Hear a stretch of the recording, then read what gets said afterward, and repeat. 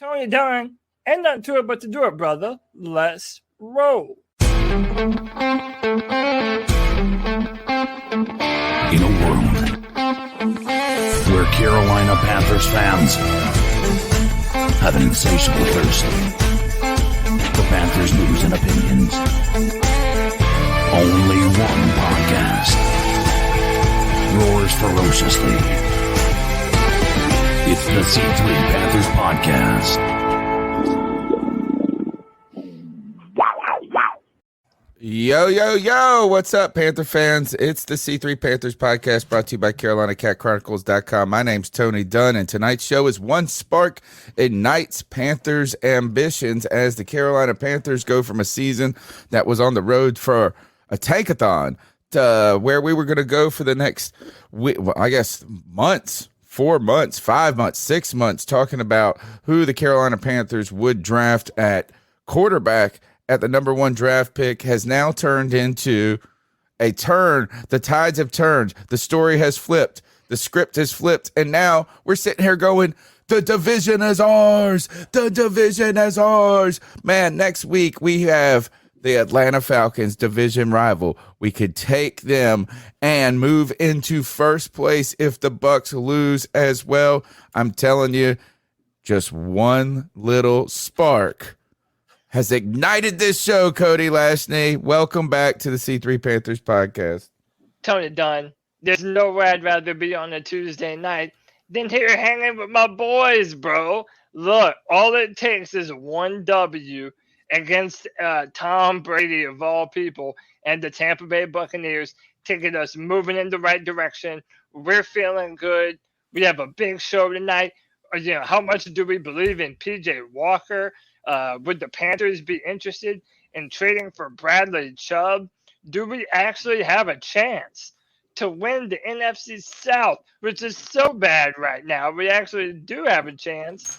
And, Tony, we have a really cool announcement tonight regarding the C3 Panthers podcast that's big for us and big for where the fans might be able to find us. But first and foremost, you already know we're going to do it with the best damn Panther fans in all of YouTube. You already know them and love them. It's our man David Screws, Hector Macho Camacho, Joey the Blind Panther Esquivel, Joshua Hall, Kim Sanity, Muscles Marinara, Panther Gal 73, Panther Pickle, Rich Bowling, Skunk 8 Mysteries, The Real AP, Tim Estes, V the G, Y Big Jordan, and Underground West. Tony Dunn, boys, ain't nothing to it but to do it. Let's roll.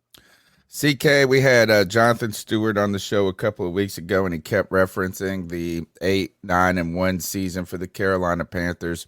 He continued to say that the Carolina Panthers and the fans should not view themselves out, that the players would not view themselves out, and he referenced that that was one of the benefits of having Steve Wilkes leading this team. He's a guy that's been there and knows how to fight out of a situation like that and turn it into good.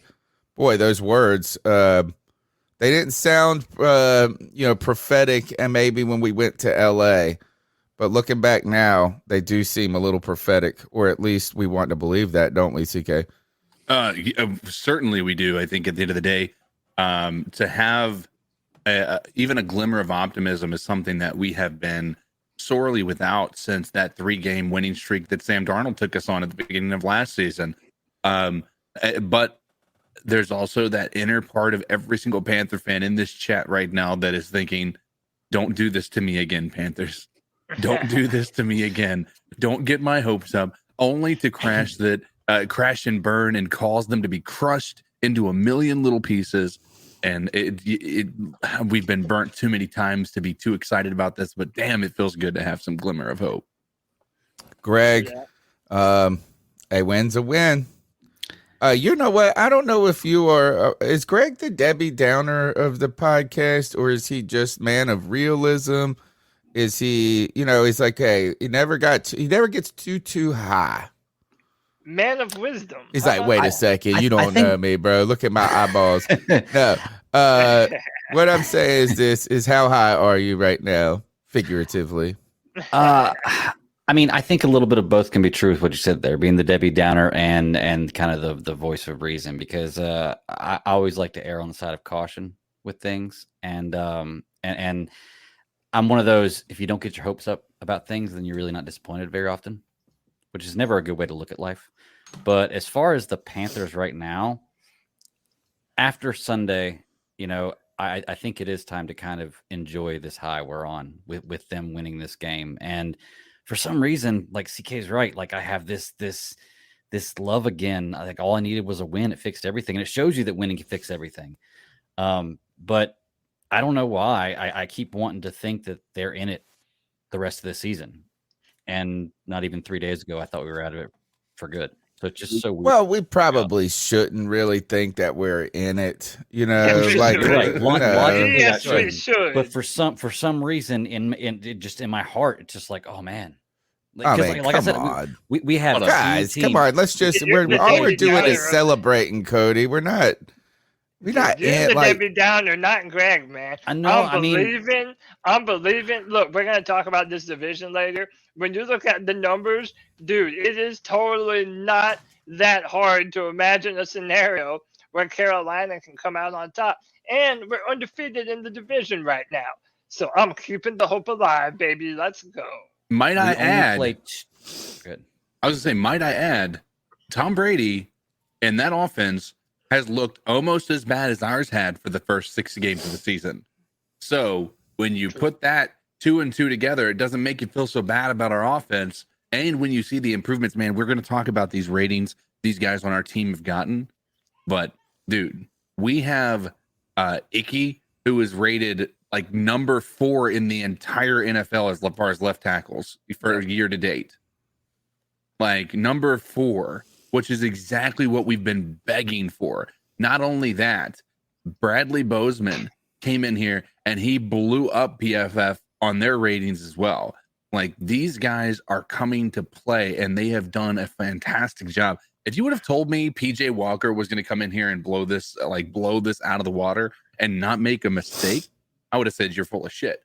But the thing that I think that is worth noting is PJ Walker has a line that's protecting him, that's giving him the ability to navigate, to be able to get outside, to go the bootleg, to escape the pocket even when it does start to break down and make those incredible plays. Those throws that PJ threw on Sunday, if you didn't go back and watch them, bro, you could not have asked for a more precise location on every one of his throws that he made. It was unreal. Like the dude, I have no idea where it came from and why I'm so excited about it, because I know he's PJ, but damn, this dude just came out here and almost won me over for like, maybe we got him. You know what I mean? We'll get you believing before the podcast is over, Tony. This is... Well, no, it's not about a diss, but it's like, hey, it's like, can we just say what it is rather than like I'm enjoying it for a win. I'm enjoying it because I've got a reprieve from hardship. Mm-hmm. But like at the end of the day, is like I don't necessarily believe that the team is positioned extremely better. Actually, no, I mean, like, is that they're still the same team. And like that's probably the best they're going to play in so many ways. I disagree. I disagree all the way around. All right. The last thing is that I'll say about this before we get into the actual show is that this is what's great about football and sports, particularly. I don't know. It's like we'd have to really do a podcast on other sports for me to make a objective comparison to this feeling that we have. But every season, like even with Matt Rule as the coach, we still found a way to generate this excitement that there could be success.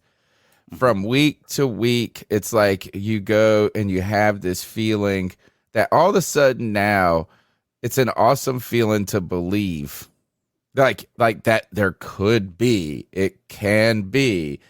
And that's a cool feeling. CK, you got something to say about that? I do, because I know Greg wants to say something here real quick. First, it's different because we're in the middle of the season now. We've never had hope this late in the season, by the way. Second, Didn't you just call Greg the Debbie Downer of this group? That's what I'm saying, man. No, I know. Is that like Cody. he is that, and now I'm the old curmudgeon here. I am the oldest. Get off my lawn. Well, I mean, I'm not saying anything bad. It's just this is like first. I think I got a lot of opinions about the Tom. I think the people saying Tom Brady's washed. I think that's lazy. I don't think It's true though. It's 100% true. What that he is. Yes, 100. I think he's maybe also not got a washed, lot but of- he's just not. He doesn't need to be playing football right now. I think you Dude, can tell you're. Fifth he's in gonna this have league this and little- pass it, man. Tony, let me Dude, just tell you, empty tonight, calories, 8 touchdowns in 7 games. tonight is probably going to be 3-on-1. So I'm just to it. You might have to do it tonight, man. All right. But, 8 touchdowns in 7 games. Hey, one silver lining, Tony. If you want something to look forward to, like I said, I think I brought this up Sunday, but it wasn't final until the 6 games got over. We only play 2 teams with a winning record the rest of the season right now. Yeah, man. Oh Every there team we are play some cool things that are going on. Like there's So it we was back in. you guys are right. It's not out of the realm of possibility. The 7-8-1 season gives us kind of a buoy to guide the ship towards in a certain way, to a North Star to navigate to. So I want to know your thoughts on the matter, folks. The number's 252-228-5098. That's 252-228-5098. Is this one win a one-off win? Is this and I'm getting an echo now. I don't know why. Or I hear myself in the background somewhere. Is this a one-off win? Is this something to be hopeful about? Am I a Debbie Downer? Are you a believer? Is PJ Walker the truth? And did Bradley Bozeman make this line super legit? All some starter conversations to have as we go forward. But I want you guys to lead the conversation in the cat calls and in the chat room. The number's 252-228-5098. Before we get into the actual content of the show, I want to remind that the C3 Panthers podcast is brought to you by Manscaped. They're the leader in men's grooming products, particularly if you're going to keep it clean below the waist. And you got to be ready when opportunity presents itself. Just like the Carolina Panthers were ready this past Sunday. And when they came out onto that field, they were feeling fresh. They were feeling clean. They were feeling so fresh and so clean. And they probably would be happy to use a Manscaped product. If you go to manscaped.com and you use the promo code Panthers, you can go and get 20% off your order plus free shipping and support the C3 Panthers podcast. What you can get is all of this cool gear. Like my favorite is the men's toiletry bag that comes with the premium package. You can get the lawnmower 4.0 to make sure that you don't nick your balls when you are taking care of your junk. And really, I think the best stuff is this crop preserver, right? This is like deodorant for your balls. And when it gets, you don't want to get the swamp ass. Swamp ass is the worst, right? So take care of yourself, men. Treat yourself. The season is coming. Oh, the reason for the season now is to be there, to be present, to be active, to be ready for the moment. And you can do that if you use manscaped.com. CK, a Manscaped believer. Manscaped believer, and I'm going to tell you this. There was a man on the field on this past Sunday who is just now learning how to manscape again. And because he wasn't prepared with Manscaped, he shit the bed. Tom Brady is out there on the market again. Oh yeah. And he's, listen, the dude probably nicked some balls while he was using some off-brand shit, not using Manscaped. Lost a lot of blood. Deflated balls. He probably deflated his balls. Deflated balls. You're 100% right. So definitely use that Manscaped code Panthers. And hey, listen, enjoy yourself, man. I tell you that if there's nothing else, the crop preserver is by itself worth every dime. Amen to that. My favorite product actually is the best product to use right there. We're going to be coming up with our prize picks later. So this is not the read for the prize picks, but winners all around, baby. Whoop, whoop, whoop. Oh, wait, except for Cody. Shut up. Just kind of Dude, rub I'm- it in. I'm smashing. In fact, like I may have Wait. been, I got crazy. I'm, you get the bug of success in you. Mhm. And now I got some picks in. Oh, look, Taco Tuesday. You could get Steph Curry right now for a you get 3 points off, right? So, but I got some entries going now, and I don't even know anything. Oh, look, dang it. Did I hit up? Already lost this one. I gotta stop messing with basketball. Gotta stop messing with basketball. Hey, All you know right, what? but We need to start doing some more college football because they got a lot of college football, and let me tell you, that's hitting right now. So definitely, we're going to talk about PrizePicks earlier. Real quick before I forget, our brother Nick Montero says he went 16-4 in the XFL. All he needs is practice. Talking about PJ the Walker Wonder. Hell yeah, man. We have a great show tonight. Tony Dunn, let's do this shit, man. let's get into it. Without further ado, one spark ignites the Panthers' ambition. But I said in the intro that we have a cool little bit of news for listeners of the C3 Panthers podcast, where you can find our audio podcast and where we might surprisingly pop up around the web. Tony, what do we got to tell them, bro?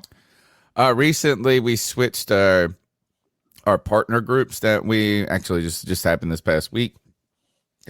We were formerly affiliated with what was Overtime Media that became AC Sports, but now we've joined a different conglomerate of a different network.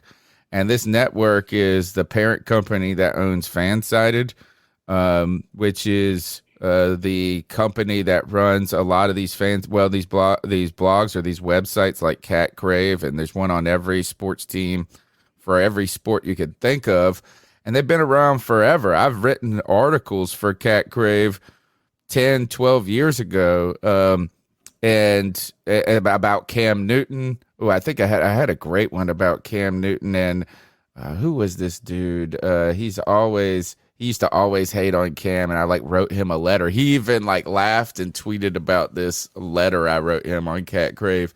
But Cat Crave is really a website that's been around for a long time that's been saved by Dean Jones, though. Dean, was kind of languishing there for a while, and he's really turned this into a powerhouse fan website or just media website.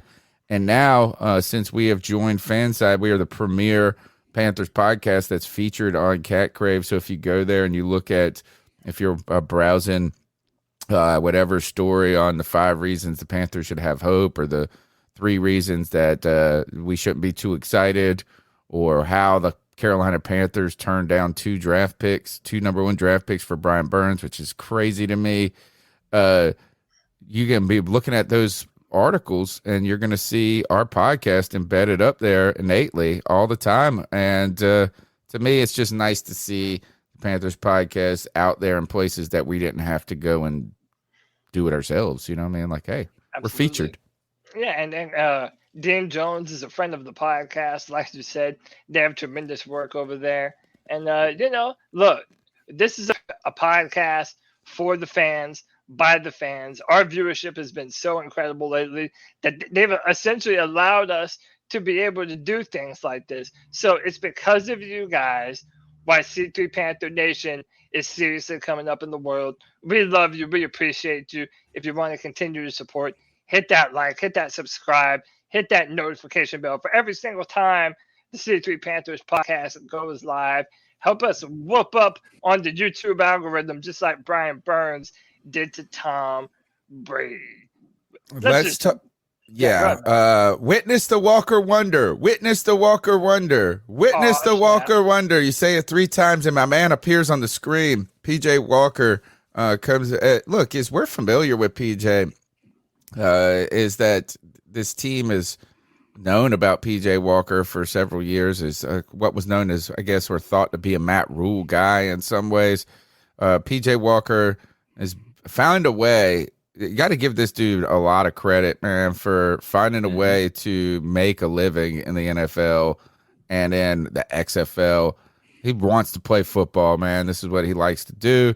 And when he's not given a lot of opportunities, but when he's given the opportunities. A lot of times he's made a lot of some of these moments. You think he's 3-1 as a starter in the NFL. And this week he came out and led the Panthers to a victory over the Tampa Bay Buccaneers and had some of the most impressive throws you could see. And you really see why he kind of is a guy that hangs around in the NFL, because he can physically do things that a lot of guys can't. And he's throwing that pass in the back of the end zone to DJ Moore, the one on the sidelines that they actually overturned. These are bullets that are just physically difficult to throw. He can make all the throws. And he said this after the game. He said, I can make all the throws, but I had to learn I don't need to make all of them. Mm-hmm. And so PJ Walker's going out there, and he made good decisions. I think that the offensive line played well for him. The running game opened things up, and this balanced attack gave him an opportunity to play the game naturally, and he capitalized this and threw 3 touchdowns? Was it 3? Yeah, 3 One to touchdowns. DJ, one to Trimble. What was one the was third? a rushing touchdown. One was Hubbard. a rushing touchdown. Yeah. Okay. One was Yeah, Hubbard. one was 2 a rushing touchdowns. touchdown. But dude, he made some incredible throws, and I can pop some up here in a minute. But just to kind of show you how good we're talking about, right? Exactly how good of a performance PJ had. He was the highest graded quarterback in the NFL, better than Joe Burrow and better than Patrick Mahomes. Mm-hmm. And listen, part of the reason why I'm so optimistic, Tony, is because, you said that this isn't a different football team. But I disagree, man. And the reason why is because Steve Wilkes, as a head coach, has gotten the Carolina Panthers believing in what they are capable of. This is now a group of men who actually believe in themselves. More importantly, when you have a quarterback that's actually willing to push the ball downfield and get the ball to its playmakers like DJ Moore, and now you see the emergence of guys like Terrace Marshall Jr. and Tommy Tremble. This is something that we never thought that we would be saying. But PJ Walker has literally provided us the spark at quarterback that we need. On top of that, our running game went berserk. Between Dante Foreman and Chuba Hubbard, we had 173 rushing yards. There is no reason why the Carolina Panthers can't pound the football behind our newly improved offensive line and continue to take shots downfield off play action, move PJ outside of the pocket, take some shots from midfield, which is where I feel PJ Walker is the best. And, dude, I'm telling you, man, all of a sudden, little old PJ Walker wonder has gotten people believing, man. I know some people still want to tank, but, dude, I'm done with the losing. I'm so done with the losing. If I go the rest of my life without seeing another Panther loss, it'll be too damn soon. We need good things to happen, not only for our team and for the fans, but for this podcast. So that way the post-game show doesn't have to be so damn depressing, man. Come on. Fair points. Yeah. Go ahead, CK. I was going to say, with what's talking about PJ and the ratings, so I want to point out a couple of things. Number one, PJ graded higher this week. I don't know if he's the highest at the position in the entire season at that rating. I'm assuming Josh Allen probably has one of those. But when you think about Icky, his grade in week 5 against San Fran, he had the highest graded for his position. He was graded higher than any other position in that week for the entire season of any other lineman. All right. Now, pair that with Bradley Bozeman coming in here this week. He's got the highest rated grade of anybody at his position for the entire season for his week 7, performance. So on our offensive line, we've got 2 guys who have the highest grade, a single game grade of anybody at their positions at least one time, all for the entire season, not just like that week, the entire season. These guys are balling out. And I know it's PFF and you've got to take it with a grain of salt, but dude, I am telling you, it feels like this offensive line is different and it's hard to not look at that and think that PJ Walker has a shot to come in here and show the world why he was the XFL MVP, why he was able to come in here with an actual pocket and be able to pass the ball so effectively. It's not a surprise. And that is where I think a lot of people are even still talking about, maybe we should let Sam Darnold have a shot if this doesn't work out with PJ, because he's never had an offensive line either. But I'll tell you what, PJ keeps playing like this, Sam Darnold and Baker Mayfield are never going to see the field as a starter in this league again. Don't get us demonetized. No, only share it for you. If you do it 15 seconds. It's like this TikTok video I was like watching today, and all my TikTok just shows that I'm a hoe. Like my brain is but it was just like this. It was like somebody, and it was like a flash of them in like lingerie. It was Instagram, dude. My Instagram is nothing. And I don't even. I just said, well, first we're not gonna get off topic. Staying on topic here. I like this comment in the chat where I think it was why Big Jordan said, I always knew that PJ Walker was better than Patrick Mahomes. I think it would be funny if he just came out and said, I always knew PJ Walker was better than Matt Corral.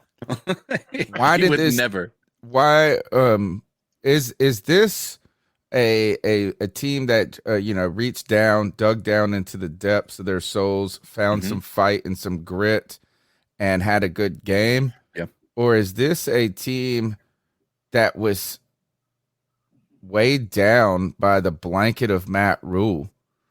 I think all can be true. Mm-hmm. Oh, they both are true, to be honest with you.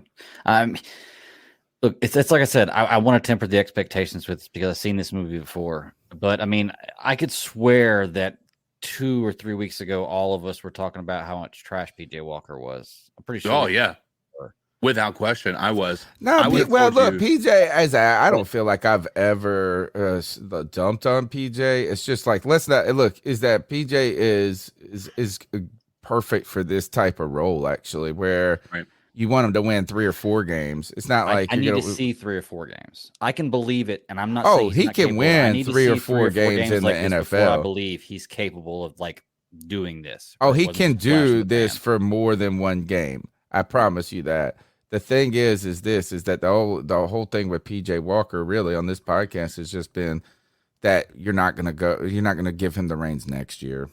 I mean, just legitimately not going to see him as a solo. He's like a temporary worker. Well, there is a path to him having that. Yeah, I agree. I think before you say that, I think it's easy to say based on what we've seen before and just say that, he can't do it. But I'm willing to give PJ Walker the rest of this season.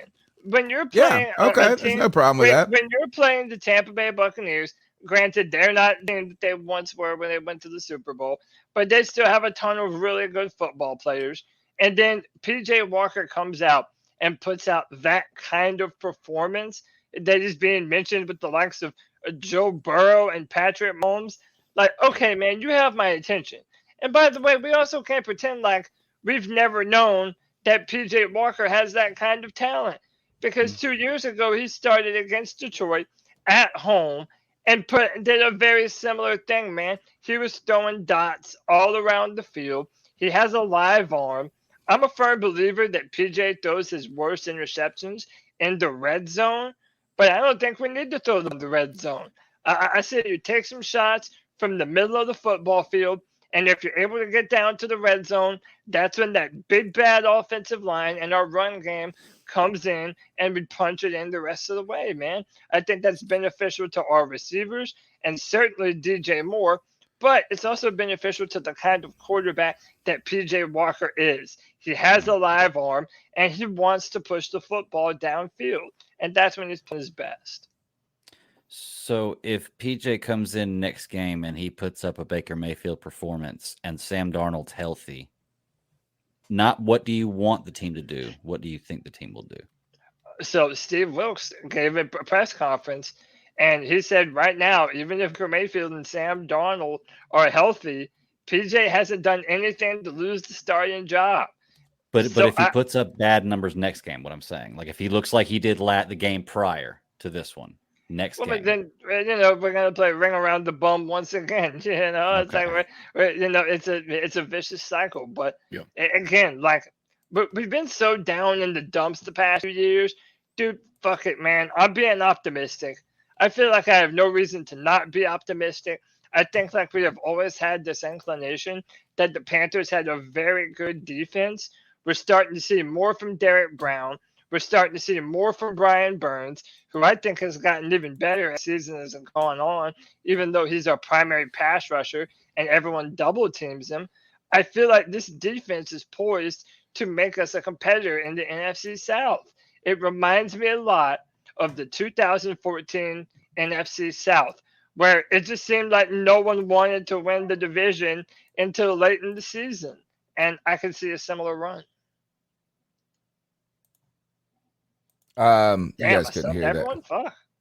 Okay, I was about to say. Well, I'm trying to do something here in the background that was. I need like 2 more minutes. Now let's talk about this. Though 2 other guys is Bradley Bozeman, and you guys might not think of it this way because Cody always can get the internet stirring. He knows how to push the internet button of people, but I don't. I typically don't have that innate ability. But I put up one tweet today, and it's got probably more likes than I've ever any tweet I ever had. Yeah. And the whole time, and I didn't even think it was that good of a tweet, but I do believe it in some ways. Where I know is Terrace Marshall Jr. may be the one of the biggest indictments that Matt Rule was a fraud, and Cody had a good response to this. He said, "You misspelled Bradley Bozeman." The thing about this is Bradley Bozeman comes out, and we haven't I need to go back, I guess, and watch him specifically, but graded high. Everything tells us he had a very good day, right? The eye test, the run game productivity, the continued what Steve Wilkes said, winning in the trenches, right? So that I haven't seen any evidence that he didn't have a good day. On top of that is PJ Walker had a fantastic day, and it was his first time starting at center, right? There's no, so this is incredible here. The thing that's bizarre to me about this is we all knew it. We all saw it. I want to be more excited about this, but we all why didn't this happen earlier? And this continues to just go back to the point of my tweet with Terrace Marshall Jr. to be an indictment of the Matt Rule era. It's like, how can this guy be? It's like Free Malik. What is it? Who is the guy that was in prison? And he might still be for all I know. Remember they used to do the hashtag free Meek Mills. Oh, free Meek yeah. Mill. Yeah. I said Malik. This is there are players on this team that we should be hashtag free Bradley Bozeman, hashtag free Terrace Marshall Jr., hashtag free Chuba Hubbard to the rest of the world. How about this? How about this? Hashtag leader of men. Because Steve Wilkes is a leader of men. And to me, it's not a coincidence that you see all these positive changes start to happen as soon as Steve Wilkes becomes our head coach. And by the way, shout out to Dr. Rosen for the $4.99 love bomb. He says, at least Wilkes is the leader of men, unlike Matt Rule. Also, the like button needs the Hulk smash. You heard that, dude. And staying on Bradley Bozeman, why would we sign this man in free agency when our offensive line was so god awful last year, and yet you don't even give this man a chance? Like, it was literally an injury. It was an injury that gave Bradley Bozeman this shot when Pat Flynn got hurt. And it's just absolutely asinine that you wouldn't play the guys that you signed for these express purposes. It makes no sense in the world to me. Bradley Bozeman is a much bigger, strong man than Pat Elflein. He's much more built to play center. And to me, it's not a coincidence that all of a sudden, after you trade Christian McCaffrey and after Bradley Bozeman comes in, now our run game just takes off like a bat out of hell. Like, dude, to me, Bradley Bozeman, and I know last podcast, Tony, you asked, what is the true indictment on Matt Rule? Yeah. You said Terrace Marshall Jr. To me, it's that man right there, Big Bradley Bozeman. I'm loving it. Well, the argument for that is he did get hurt. He was announced as winning that position in the preseason, but he got hurt, and he was hurt for a while. And then that offensive line was actually doing a pretty good job together. And so I think that there was I kind of understand the not putting him in there if there was a meshing happening of that offensive line. Because we all know what happens when you start to retool the offensive line in the middle of the season. Things get fucking crazy sometimes. But nonetheless, the fact that he came in there and blew it out of the water, it is still an indictment on that guy. And so I think that is I can't be more thrilled with the way this offensive line has been playing. And I'm ready. I'm ready for somebody to take that step in that quarterback position, because I'm telling you what, man,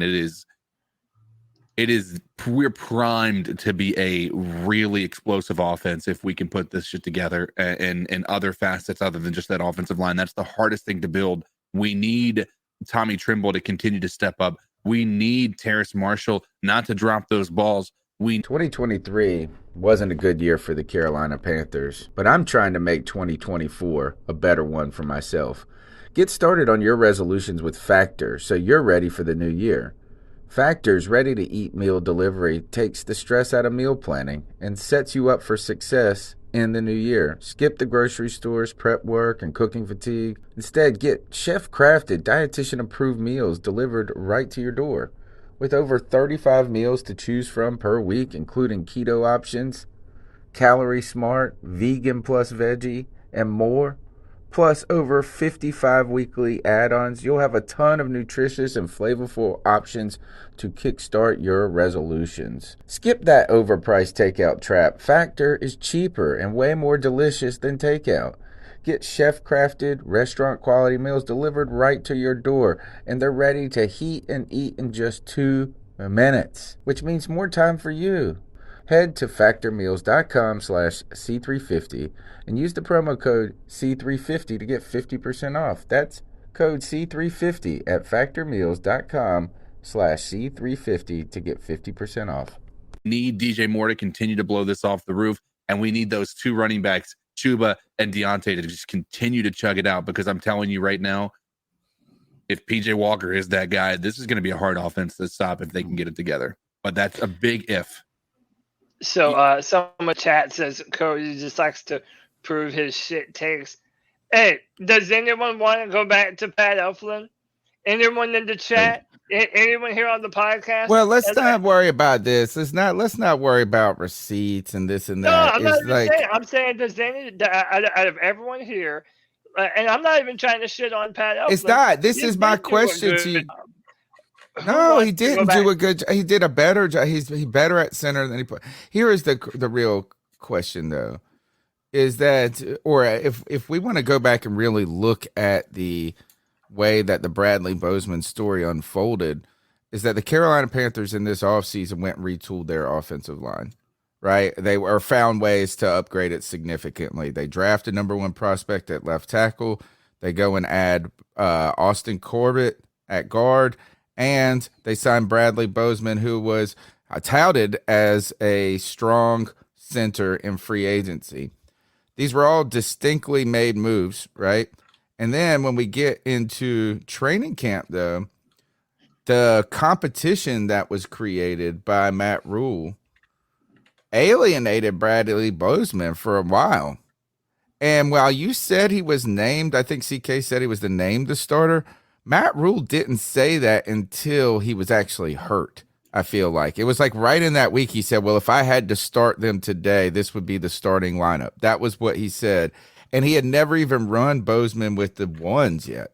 Which is so stupid. Right. Is like, we're looking at this from the outside going, we knew this should be happening.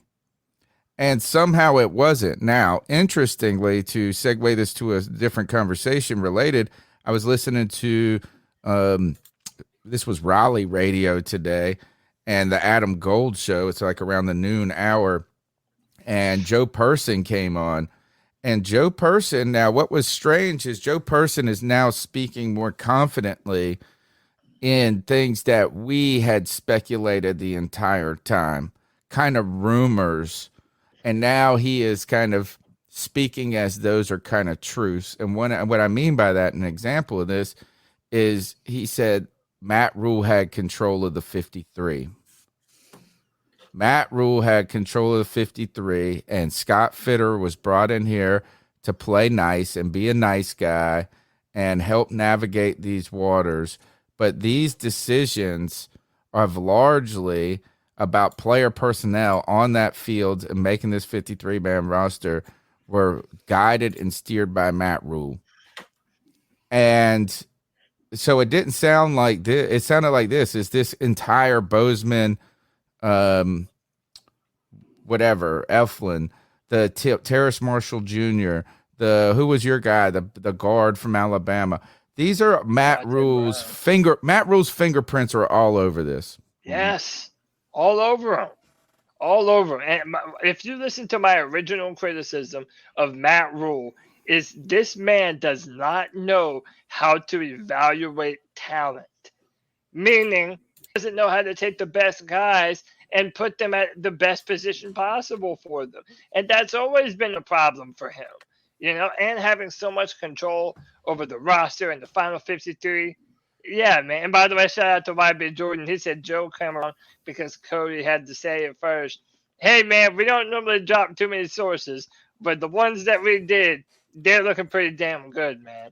But, yeah, I mean, I don't know. It's like, to me, your offensive line, specifically your offensive interior, both of your guards and your center, those might be the three very most important positions in your entire offense because they provide the pocket in which your quarterback is going to throw the football from. And, yeah, you need to run the football, but you have to be able to pass it too. And if you don't have a pocket, you don't have a chance.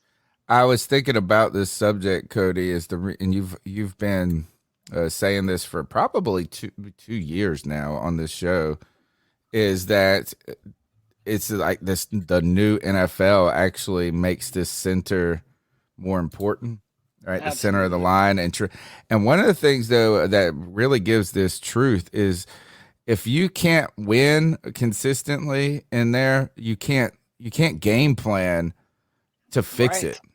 You can't. So if you have a weakness on the edge or something, like you can chip, you can put an extra, you can put the running back there to block, and you can do some things. The running back can't step into the middle of the middle of the pocket, and then screw up the entire throwing mechanics of the quarterback. So there's really nothing you can do if you lose that center, right, of the line in a passing NFL. The way that you could, the real only way to negate that is like if you're losing that is to run the football. And in this NFL, you're running the football less, and you're running the football up the gut, off the what do they call it? A gap. Yeah, right in the A gaps. And by the way, doing that less and less in the NFL, so it becomes a more one-on-one situation between the guard, center, and the defensive tackles. And if your interior is getting destroyed, then that means most of the time you're going to leave in a running back or a tight end to help block if pressure comes in the middle. So now that you're not having to do that, you're freeing up a guy to be able to be used as a check down or make him leak outside and have him go upfield. Like now your offensive playbook opens up to literally everything that you want. All kinds of different run plays, pin and pulls, which is incredibly important with your guards and centers, and just the pass protection. I cannot remember the last time the Carolina Panthers had a consistent downfield passing attack. It's been too long, and part of the reason is because we didn't have the offensive line or the quarterback to be able to do so. And that's why this win against Tampa Bay was so invigorating, because all of the components that we have been in such need of over the past few years, we saw them, man. We saw the downfield football. We saw the interior dishing out pancakes. Like, dude, right now we're rolling, man. I have no reason to not believe in this team going forward. I know it's a small sample size, but it's just what this Panther fan base needed right now, man. Without a doubt, without question. Before we go any further, oh yeah, go ahead. The number's 252-228-5098. That's 252-228-5098. We want to get your thoughts on PJ Walker, on Matt Rule's fingerprints on Bradley Bozeman, Terrace Marshall Jr. Am I the only one that sees a guy that could contribute to a team and someone who needs to just be given an opportunity because you drafted him for this to see if you got a player? I want to know your thoughts on this matter. Go ahead, Cody. Yeah, and listen, before we go any further, there's a lot of people that have been waiting for a long time. We've already been doing this 45 minutes, and they're like, yeah, we believe in the Panthers. Yeah, PJ's good. Yeah, Bradley Bozeman. But it's the shame. We need to be shamed, damn it.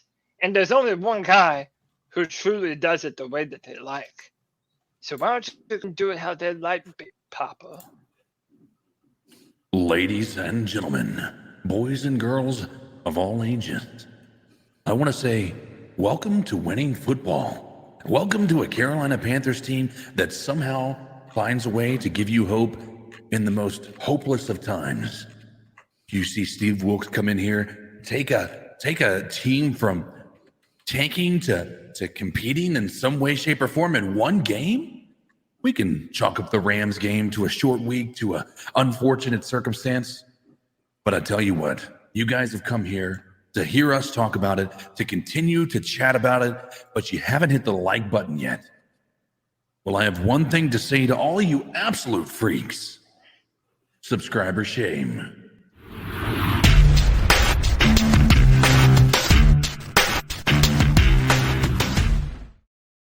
190 people, 79 thumbs up. Hit that like, hit that subscribe, hit that notification bell so we can whoop up on that YouTube algorithm and get seen by as many people as possible, and to be notified every single time the C3 Panthers Podcast goes live. We're always putting out new content on the channel. We're always thinking of new ways to interact with the fans. This is a podcast for the fans, by the fans. Tony Dunn, what's up next? I want to know, CK brought this up in the chat, is what has one win 1 week later done to the power ranking, the NFL power rankings? We saw after that Rams loss where the Panthers did not even score a touchdown, is that we were at the bottom. At the bottom. Are we still at the bottom, CK? So it's quite interesting. The power rankings, for the most part, we moved up a little bit for most of them. I think we were pretty much at the bottom of the list for every one of these guys, except for maybe one person. Sports Illustrated is the only one that still has us at 32, which is hysterical because they have the Bucks at 8 still after their situation that's taken place. Sports Illustrated is garbage based just on that solely. They still got the Falcons at 19th and the Saints are at 28th. So they do have that maybe in the right spot. But somehow the Buccaneers lose not only to the Panthers in a handed fashion, but in a I guess convincing fashion, but they also lose to the Pittsburgh Steelers the week before. And the Buccaneers, 2 games in, have still found a way on Sports Illustrated to be number 8 in the league on their power rankings. Absolutely hysterical. But for the most part, NFL has us at NFL.com has us at 30. ESPN has us at 30. CBS Sports has us at 31. Moved us up 1 spot. Athletic has us at 30. And Pro Football Talk has us at 25. And the Buccaneers have moved or the 14 for them. But the Saints are at 29th in their rankings, which is I think fitting. But I tell you what, anything that has the Buccaneers based on their performance this year, anything that has the Buccaneers above 20 right now is an absolute travesty. They have no place being above 20 right now. What's the highest that were ranked according to all of those? 25. Okay. People just don't want to let go, man. They don't want even looking at what they're seeing in front of their faces. They don't want to let go. It's like I mean, yeah, honestly, but like, is that saying, what you're upset about, Greg? Is like, I'm not upset about the Panthers being ranked 30 right now. Oh, I'm not upset about that it. at all. No. I'm just saying, as far as like the Bucs still being in the position they are and stuff like that, like people just aren't ready to let go. Like I disagree with all of this Brady talk that everybody is having. Brady has 8 touchdowns through 7 games. He's playing on a team that has been decimated by the offensive line. Their offensive line has been decimated. Their wide receiver core has been injured, which is look, I watch him. He's making the throws, dude. He was off a little bit. He was off in this game, made some bad plays, but he had some that were there, dude, that were real. Like, it's not like he can't physically play the game anymore. Right. And that's what I'll defend you, Tony, in this. I think that there's a failure across the board, similar to our offense, right? When we were doing really bad, it was not just one person, right? Baker wasn't helping things, but it was a failure across the board, like drops to offensive line, maybe not holding up their end of the bargain early on in the season, to again, Baker being bad and bad play calling. But I think that Tom Brady has a little bit of that mixed with the injuries. But the thing is like they had such depth, like for instance at wide receiver. You can't use that as an excuse. They had Mike Evans, who did have a big drop, don't get me wrong. But you had Chris Godwin, Russell Gage isn't a bad player. They had Leonard Fournette. The only thing they were really missing was Cameron Brate and some offensive line positions, which is a big issue. We all know that. But Brady is also known for getting the ball out really quickly. And no matter how bad his offensive line is, he's usually really good. He was bad. Bad. And Tony, like, there were some big time throws that he just sailed. I mean, he missed some clear opportunities. I'm not saying that, but it's not. I think dropped interceptions as well. Like JD said in the chat, there were like 3 dropped interceptions that should have been ours. Well, what's irritating is there was one play that was just a simple out route, and Tom Brady throws the ball too far out, and the commentators even said, "Oh, look at that! Tom Brady put it in the right spot. The receiver just didn't run the route right." And I'm like, "No, Tom Brady just put it out there too far. The receiver was open." He said Tom Brady wouldn't miss a throw like that. Yes, he can. He's not perfect, and people just need to get that out of there. Look, he is still playing at a decent level, but he's not the guy that he was before. Before he could overcome these things that he had. He wouldn't miss those throws. He's 45 years old. Huh? He about threw an interception at the very end of the game. Like Tom Brady. Like that's the thing I don't like about Tom Brady is how much he deserves some benefit of the doubt. But I think you've also got to everyone refuses to acknowledge when he does anything bad in the media, right? Like, oh well, he's got a failure across the board. He does, but Tom Brady also looked bad. And he's not playing well. He's not playing good football right now. Man, it's a new era. New era of football is Greg was talking about this on the post-game show, the changing of the mantle for so many things. But then CK sent us a message on Twitter, and it said that PJ Walker and Taylor Heineke both won on Sunday. They were both in the XFL, and Aaron Rodgers and Tom Brady both lost to them on Sunday.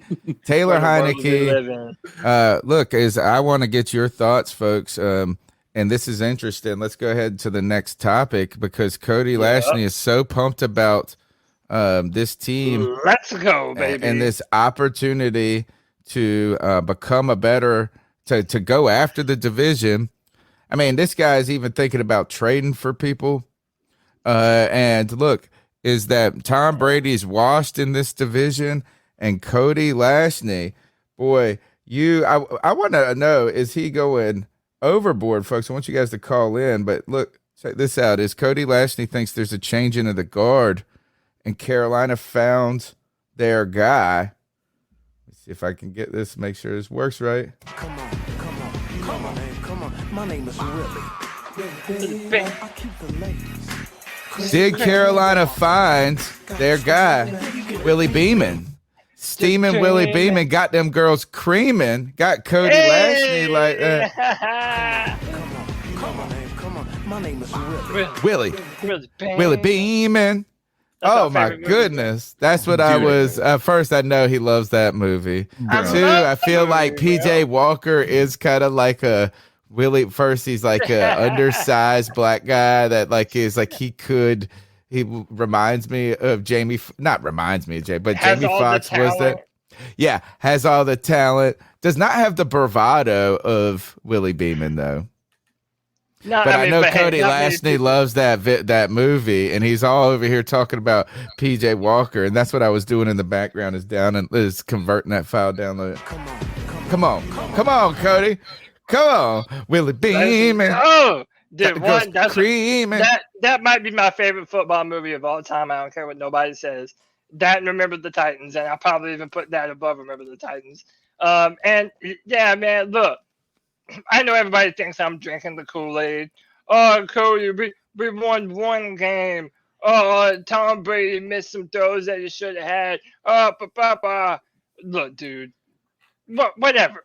We've done the negative Panther fan thing forever now. If I need to get high off of this very brief light up that the Panthers have given us in beating the Tampa Bay Buccaneers, well, light me up, brother, because I don't give a damn. I look at all those other teams, the New Orleans Saints, who we already whooped up on, the Tampa Bay Buccaneers, who we already whooped up on, and I'm sorry, but the Atlanta Falcons are always going to be the sorry-ass Atlanta Falcons. We're one game back. Than us. We're one game back. That's right. That's now, right. And none of these teams are better than us. What is crazy about this is that if we were 3-4 right now as a team, we would not be giving up on the season 2 weeks. You know, it's like how you get to 3-4. The problem is if we were 3-4, Matt Rule probably would still be our coach. It's true. That's the truth. But is that when you're 1-5, the idea of turning that into 4-5, like if one of these teams that goes 4-5, right, over the next 2 games, they're not like, oh, we had the worst season in the world. They're still saying we got to get above 500. We got to get above 500. It's one game away for us to be even. And at the very worst, we are going. Well, I guess we could fall further behind if we lose. That's the key. We got to keep up. Now it's about keeping up in the race before we can pull ahead. Did you know what? It's like the train was getting ready to leave the tracks. Oh, but the Panthers had to drop a big hot deuce right before the train was about to leave. And dude, that big deuce, that was Fat Rule, baby. We had to drop him off. We had to bring the Browns to the Super Bowl, if you know what I'm saying. But now we're feeling lighter. We're feeling better about ourselves. We feel like we lost 10 pounds of dead weight. And, man, we made that train just before it left the station. That's how I'm feeling right now. And, look, when you mention all the things that we've already talked about, the defense being legit, Derek Brown and Brian Burns turning it on, and we haven't even talked about J.C. Horn and Jeremy Chin probably going to come back this week, at least as far as I've heard, mixed with our offensive line playing better than it has in years, mixed with P.J. Walker giving us that spark that we've so desperately needed. Come on. And our man DJ Moore has risen from the dead, man. He has been revitalized, and all he needed was a come on. A PJ Walker wonder, baby. Come on. My name is Willie. I'm telling you, bro. PJ Walker is that spark right now. And you're not pissing on my cornflakes, bro. I'm believing. So much so, the number's 252-228-5098. Is Cody overhyped? I see some people in the chat going, look at these grown men. Yeah, damn right. This is the most fun thing to do on a Tuesday. You're a grown man watching these grown men do this shit, which is even cooler. Sure. Cody's so pumped. He wants to damn go trade for Bradley Chubb right now. I mean, a lot of people were People were talking about it. I know that people think that we might still need to. We probably need to pay him soon. But hey, if we're just talking, and hey, it's a podcast. That's what we do. We're just talking. Imagining Brian Burns as the bookend to Bradley Chubb. I'm just saying, man. We don't. Insane. What do you think? My question: when is his deal? Is he at the same class as Brian Burns? Greg, why don't you If they were, I think they're 1 year and the different. echo is back. You're talking I about think Chubb? they're 1 year different. Yeah, Bradley Chubb, just what year was drafted. I think it was. It's technically the year before. possible. Then The you year could before. do it if they're not in the same class because you could. 2018, Bradley Chubb. Sorry. What was Burns? He was 18, wasn't he? I think he was. Was he? 2019. Oh, okay, awesome. So you could find a way where you don't have to do two contracts in the same year. You have the franchise, you have the 5th-year option, you have the franchise tag for maybe Brian Burns. This would actually be a realistic way of like making through a free agent acquisition a dominant defensive line right off the gate because you would have the money if you drafted a quarterback next year. Mm-hmm.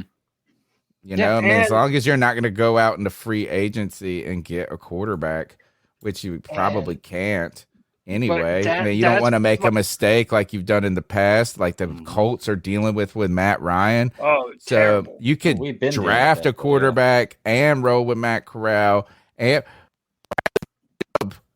on the other side of Brian Burns, when you brought this up, I thought this sounds stupid. This might even be a good thing to do, even if you don't expect to be good this year at all. Just to do because it, even like if it doesn't work out, all right, let just him go ahead and re-sign him and let's go. But like, even if it doesn't work out, let him hit the free market just like Hassan Reddick did. If he's not in our long-term plans, I think this would give us another boost to fight for this division. And isn't it damned how awesome it is when you're not paying a quarterback all this money next year? We don't have to pay big-time quarterback money. Why shouldn't the Panthers use the rest of their dollars to bolster this football team while we have a good defense, man? And he went to North Carolina State, so he's already used to the Carolinas. Bro, I'm down for it, man. We have to talk about how much you would be willing to give up for Bradley Chubb, but with what we got back for Christian McCaffrey, we have the ammunition now. Yeah, but I think that it's similar to the Brian Burns situation, right? When people were offering us 2 first rounds for Brian Burns, if we are to take that as fact, Bradley Chubb is in the same category. Yeah. You know, I think so. Yeah. I would love it, man. It might not be. I would wonder what the cost would truly be. 28. So they're going to lose him, though. And they can't. He's in his 5th-year option right now. 18, 19, 20, 21, 22. They're going to lose. They probably can't get a first. They probably can't get as much because they don't have next year. That's maybe what Brian Burns' value is. He's actually not as good as Brian Burns. He's 5.5 sacks 1 year with 1 sack. Well, he did get 12 one year. He was hurt. Yeah. Hey, real quick, just so I don't forget about it. Muscles Marinara with the $5 love bomb says Matt Rule's the type of guy that wears a t-shirt in the swimming pool. Absolutely, he has that kind of vibe.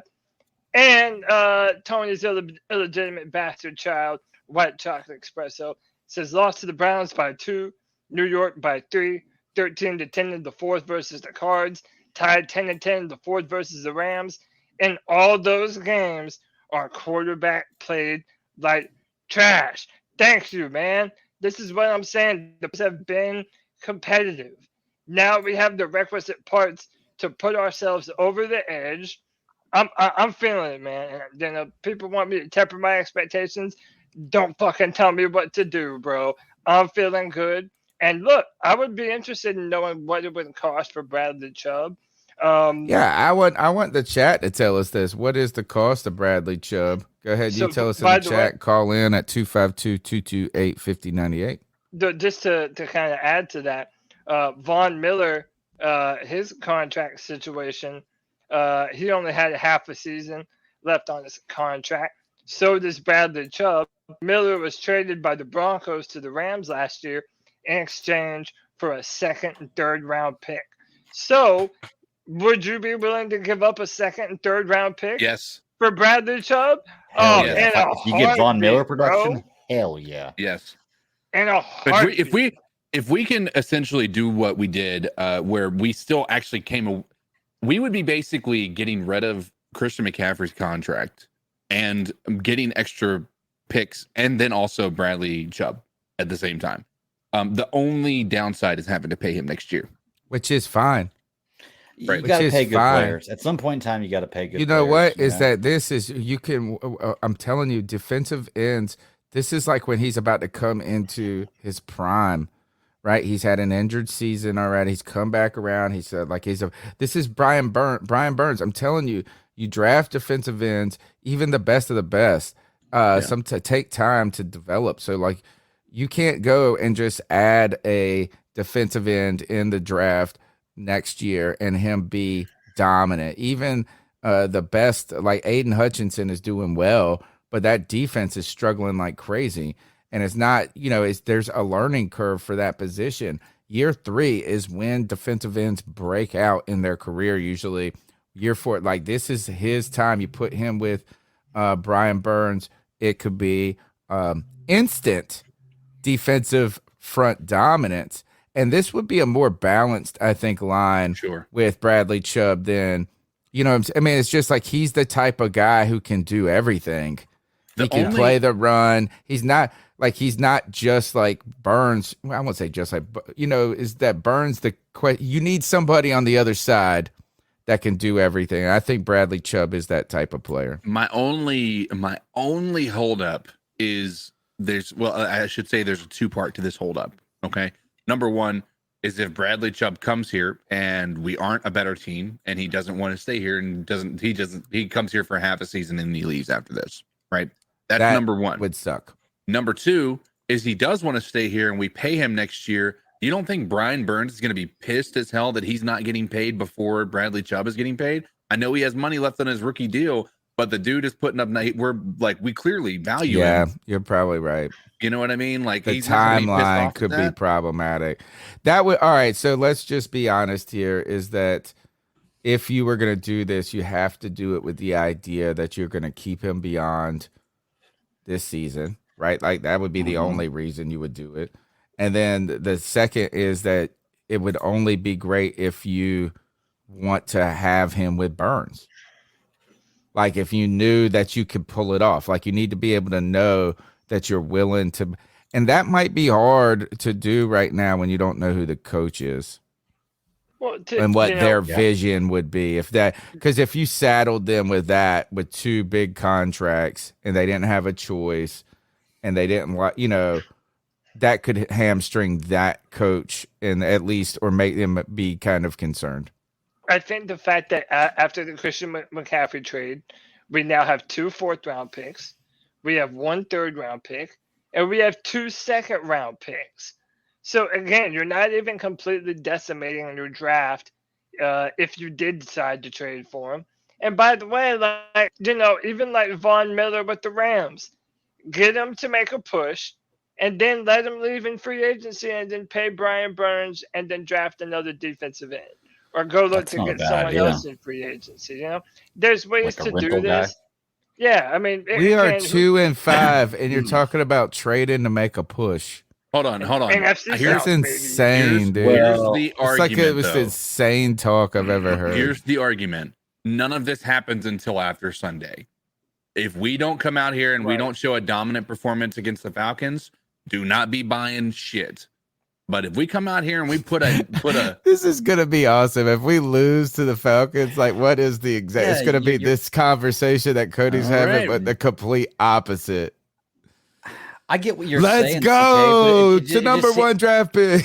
Yeah, it just seems like like I don't know, like the one more win like puts me in. That's kind of like how I feel about players who are like it's like drugs. We look at players in the draft and we're like they didn't go to the combine. It's like, well, Did you really need the combine to really make that decision? Like, does one more win really sway you towards one way or the other? Like, I'm in limbo right now too. I don't know what to feel, but I don't know if one more win or one more loss makes me all in on either side.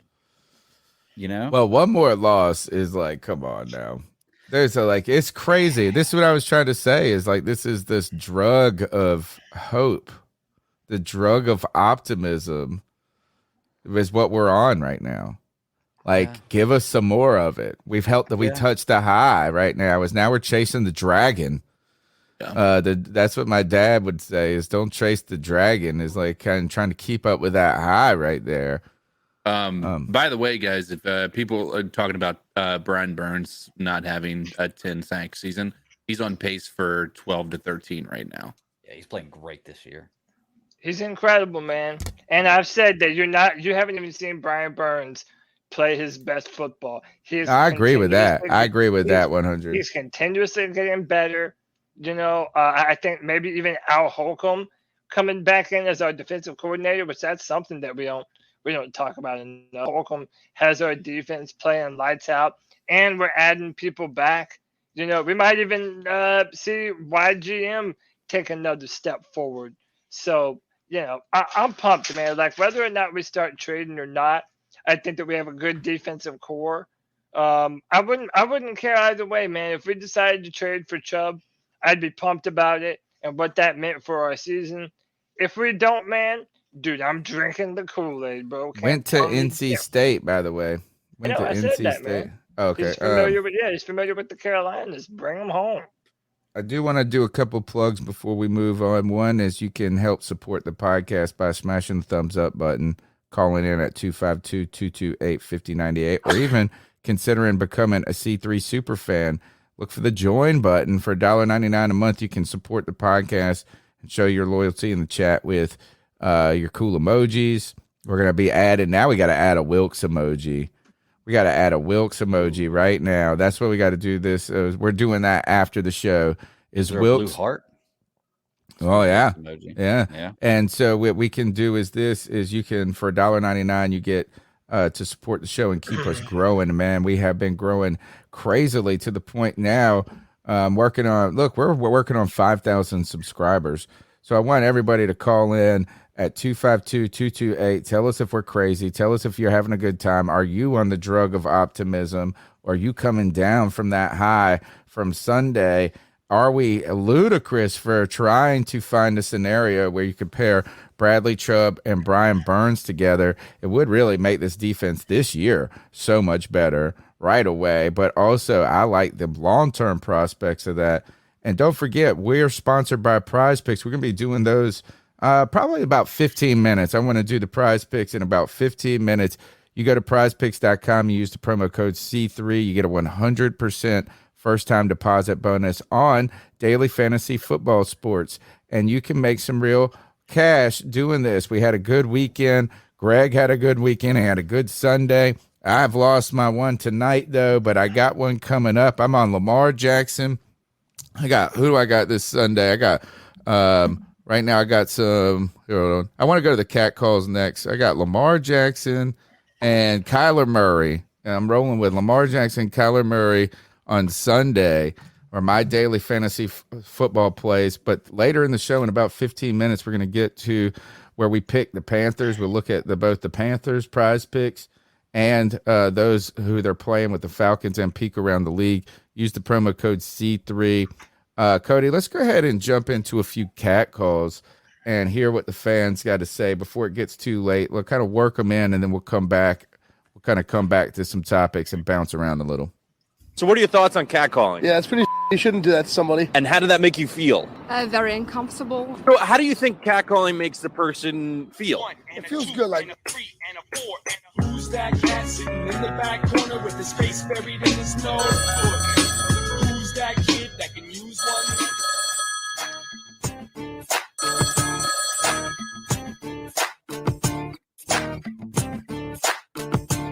Hey, Joey the Blind Panther. And I got some conflicting feelings. And no, they don't have to do with tanking or anything like that. But how the Panthers make you feel after a win. This You is feel perfect. happy as hell. You feel great.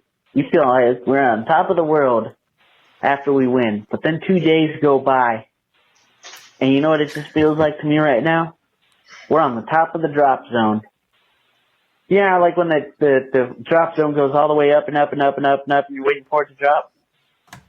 That's what it feels like to me because, I mean, we are the Panthers. We have not won 2 consecutive games since the beginning of last year. Yeah. Never mind having back-to-back winning seasons. We haven't won back-to-back games. Okay? So, that is why that's why it's so conflicting. Because, like, yeah, dude, like, I believe in this team, but are we going to play like this every week? And it's crazy because this division can be had. We saw you saw the Buccaneers suck. They weren't good. They haven't been good. The Falcons are the Falcons, and they will blow a lead one week and come back for a bullshit win the next. And then the Saints are the Saints, and they have their own issues. But we can have this division, but are we good enough to go claim it? Are we good enough to go get it? And I will say this win does feel more convincing than the last win. Like, I was happy because we snapped a losing streak and we needed to, but we really shouldn't have won that game. I mean, the Saints, they sucked that game. But this felt like a game that we deserved to win. This felt like a game where we played to win. This doesn't feel like we were playing a beat-up-ass team, even though we kind of were, but we still played better than we did last time we won. And also, Matt Rule is not here, and Matt Rule was the root of all problems here. Anyway, guys.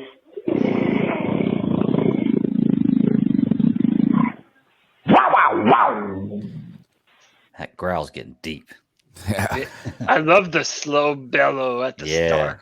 Yeah, it's perfect, man. Joey's killing that growl. The call was right on time, too. Yep. 1000%, man. It's like, and look, it even got me thinking, while Joey was talking, not only do we feel so much, better after a W like that, but I'm even saying, like, I've already made the comparison between 2014 and this season. And it kind of seems like no one wants in the NFC South. Like, it's like that every team is trying to get out of their own way before another division rival does it. I'm even to the point where I think these other teams are so bad. Even if we lose a few games, man, I'm not going back down in the dumps like I was before when this team had no hope. I think we cut off a tremendous tumor in Matt Rule. I felt like we offloaded Christian McCaffrey. And for as much as we love the dude, he was such a crutch for our offense that now we're finally able to open it up more instead of having to force feed the Ferrari like Jonathan Stewart was saying. And I just think that, even if we lose, we are now in a position to be more competitive going forward than we ever have been. And I think that we should ride that momentum. If you look at Jonathan Stewart kept referencing the 2014 season when he came in onto the show, right, a couple of weeks ago. And I tell you this, is that if you go and look at the season, it's just where did the losing start, I guess. For us, it started at the beginning of the season. You go start 1-5. Look at this stretch that the Panthers, they win the first 2. Right, they go 2-2 through 4 games. They go 3-2 through 5, and then in week 6 they tie with the Bengals, and then after that go on a 6-game losing streak. Right, only in the last 4 convincing losses too. Like, yeah, you're right. Look at that. Set 38. Green Bay puts 38 up on you. Seahawks, that typical old school Seahawks game.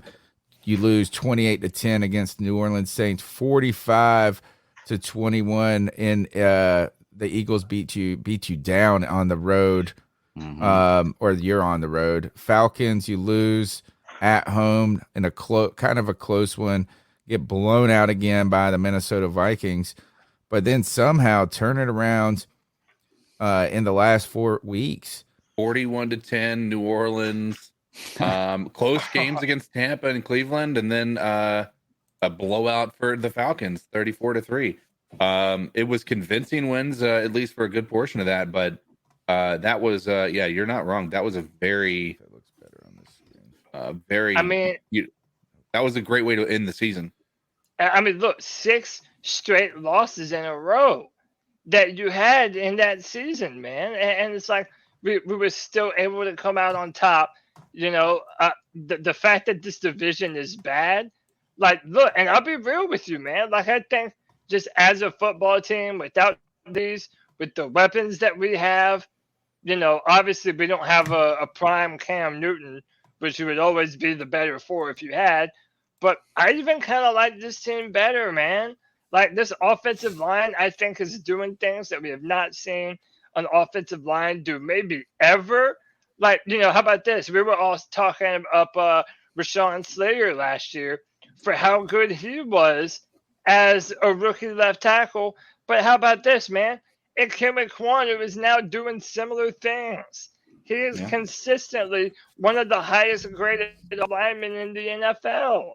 Like, that's such a problem that we have not had in forever in the NFC South, man. And, you know, it all starts with the trenches. I feel like on defense, Derek Brown is playing better football than he has ever played. He's allowing everyone else to play faster. Brian Burns is continuing to be the best.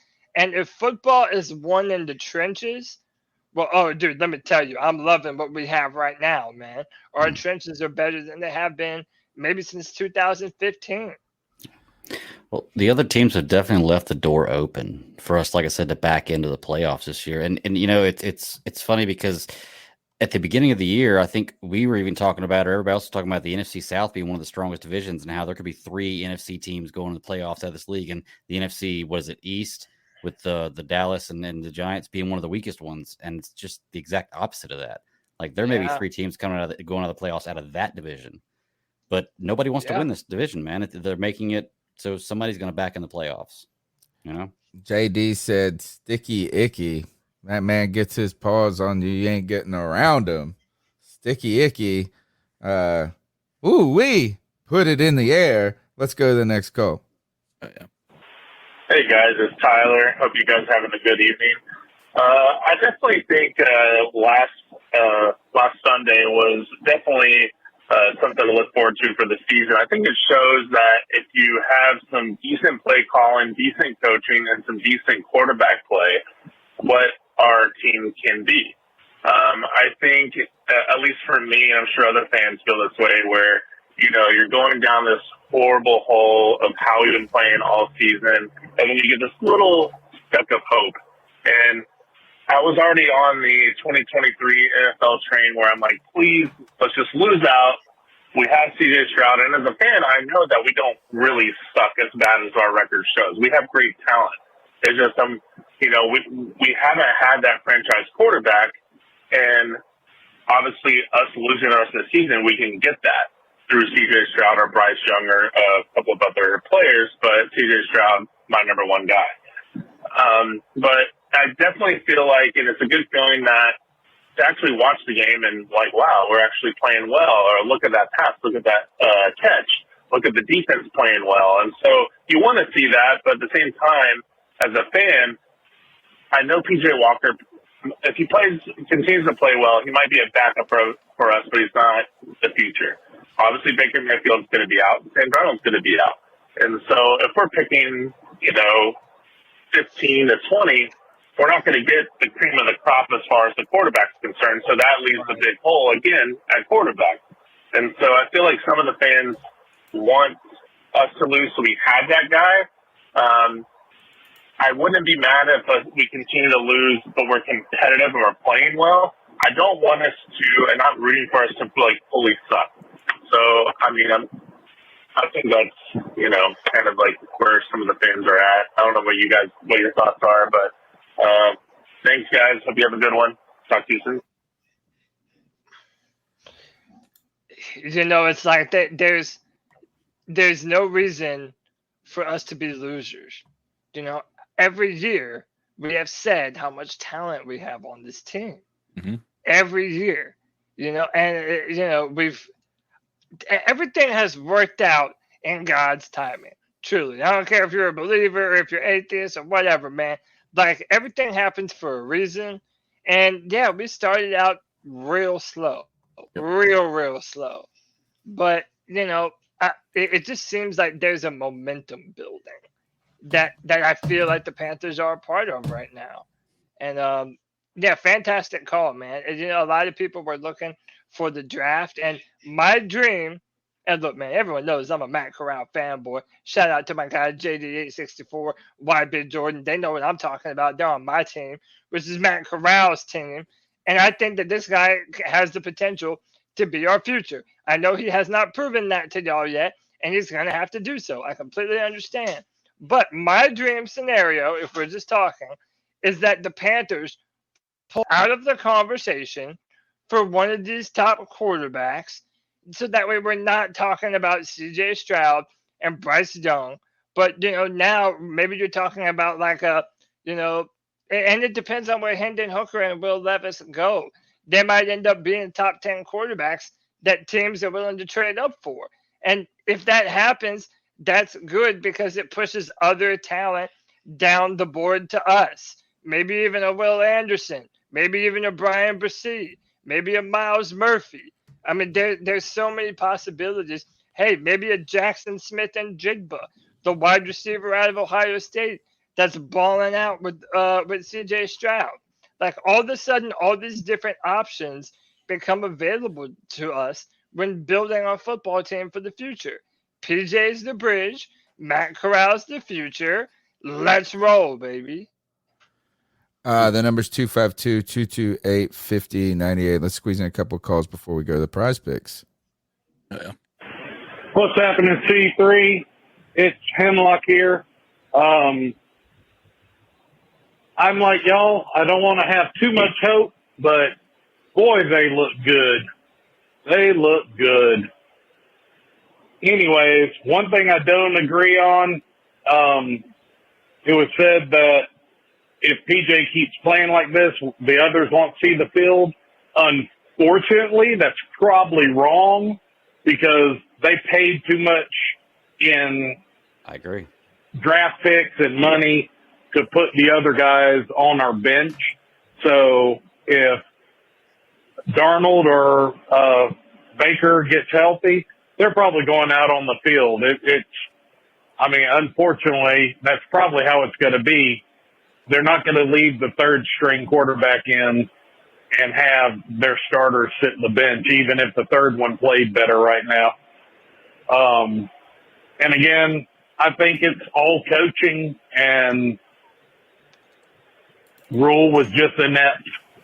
That's just it. He was inept, and maybe he's a good college coach. He just didn't understand what was going on in the pros, and we suffered for it longer than we should have.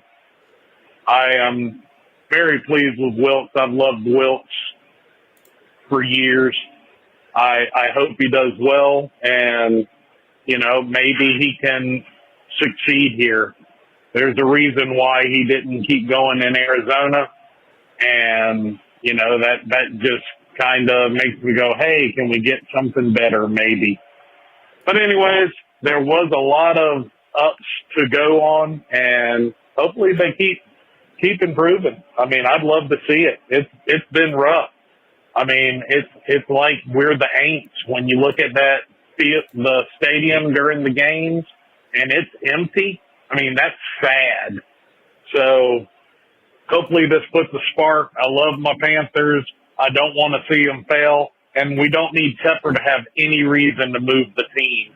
And we've got to go out and support the team through thick and thin, because if he's not making money, he'll go somewhere that they're making money.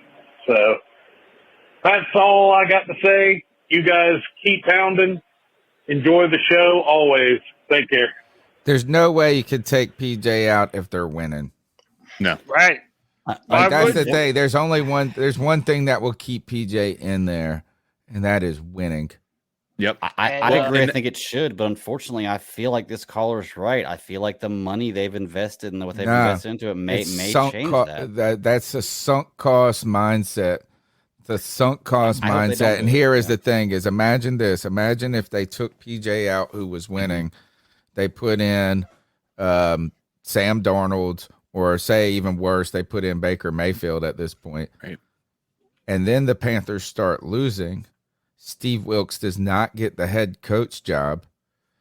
You can't do that with the lawsuit in the background. That is malpractice.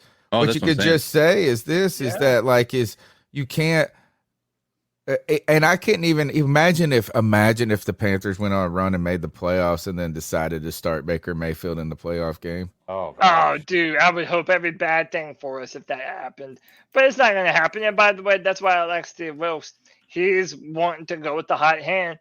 And he was willing to give PJ Walker his chance, like with the quickness against the Rams. Yeah. And everybody was believing in PJ. And by the way, Jonathan Stewart, who also was a big believer in PJ Walker when we interviewed him. So a lot of the guys know that PJ has more talent than we're giving them credit for. Let me add some more optimism to your day. Right now, D. Alford, cornerback for the Falcons, is questionable. A.J. Terrell with the hamstring is questionable. And Jalen Hawkins, safety, is out. So they're missing their defensive backfield. This is perfect for us, man. Like, a lot of Falcon fans saying on Twitter that, man, their team is banged up right now, and they're kind of demoralized coming off of that Cincinnati Bengals loss. Man, I'm telling you, all the stars are aligning for the Carolina Panthers right now, man. I think that everybody should be excited. Get rid of that old jaded mindset that the Panthers have given you. There's a reason to believe that something is happening. And our man Steve Wilks is the one leading the show. 252-228-5098. It's Locks Lane. About PJ, I'm not sold on PJ. PJ got to show me more than one game for me. Damn. To believe that. Man, Locks. We can't. It's tough. Tough on the ears. Locks was on his cricket phone, man. I know. I like it, man. It's all right. We want to get some more calls in, guys. 252-228-5098. We want to get your thoughts on this. Are the stars aligned as we, I guess, go on the road in Atlanta? We usually play well on the road against Atlanta, I feel like. I know that's the case with the Saints. And on top of that, the Falcons aren't a great team. This is an opportunity for the Carolina Panthers. You got to wonder if Jeremy Chinn's going to be back, and J.C. Horn would be very helpful against Drake London and Kyle Pitts.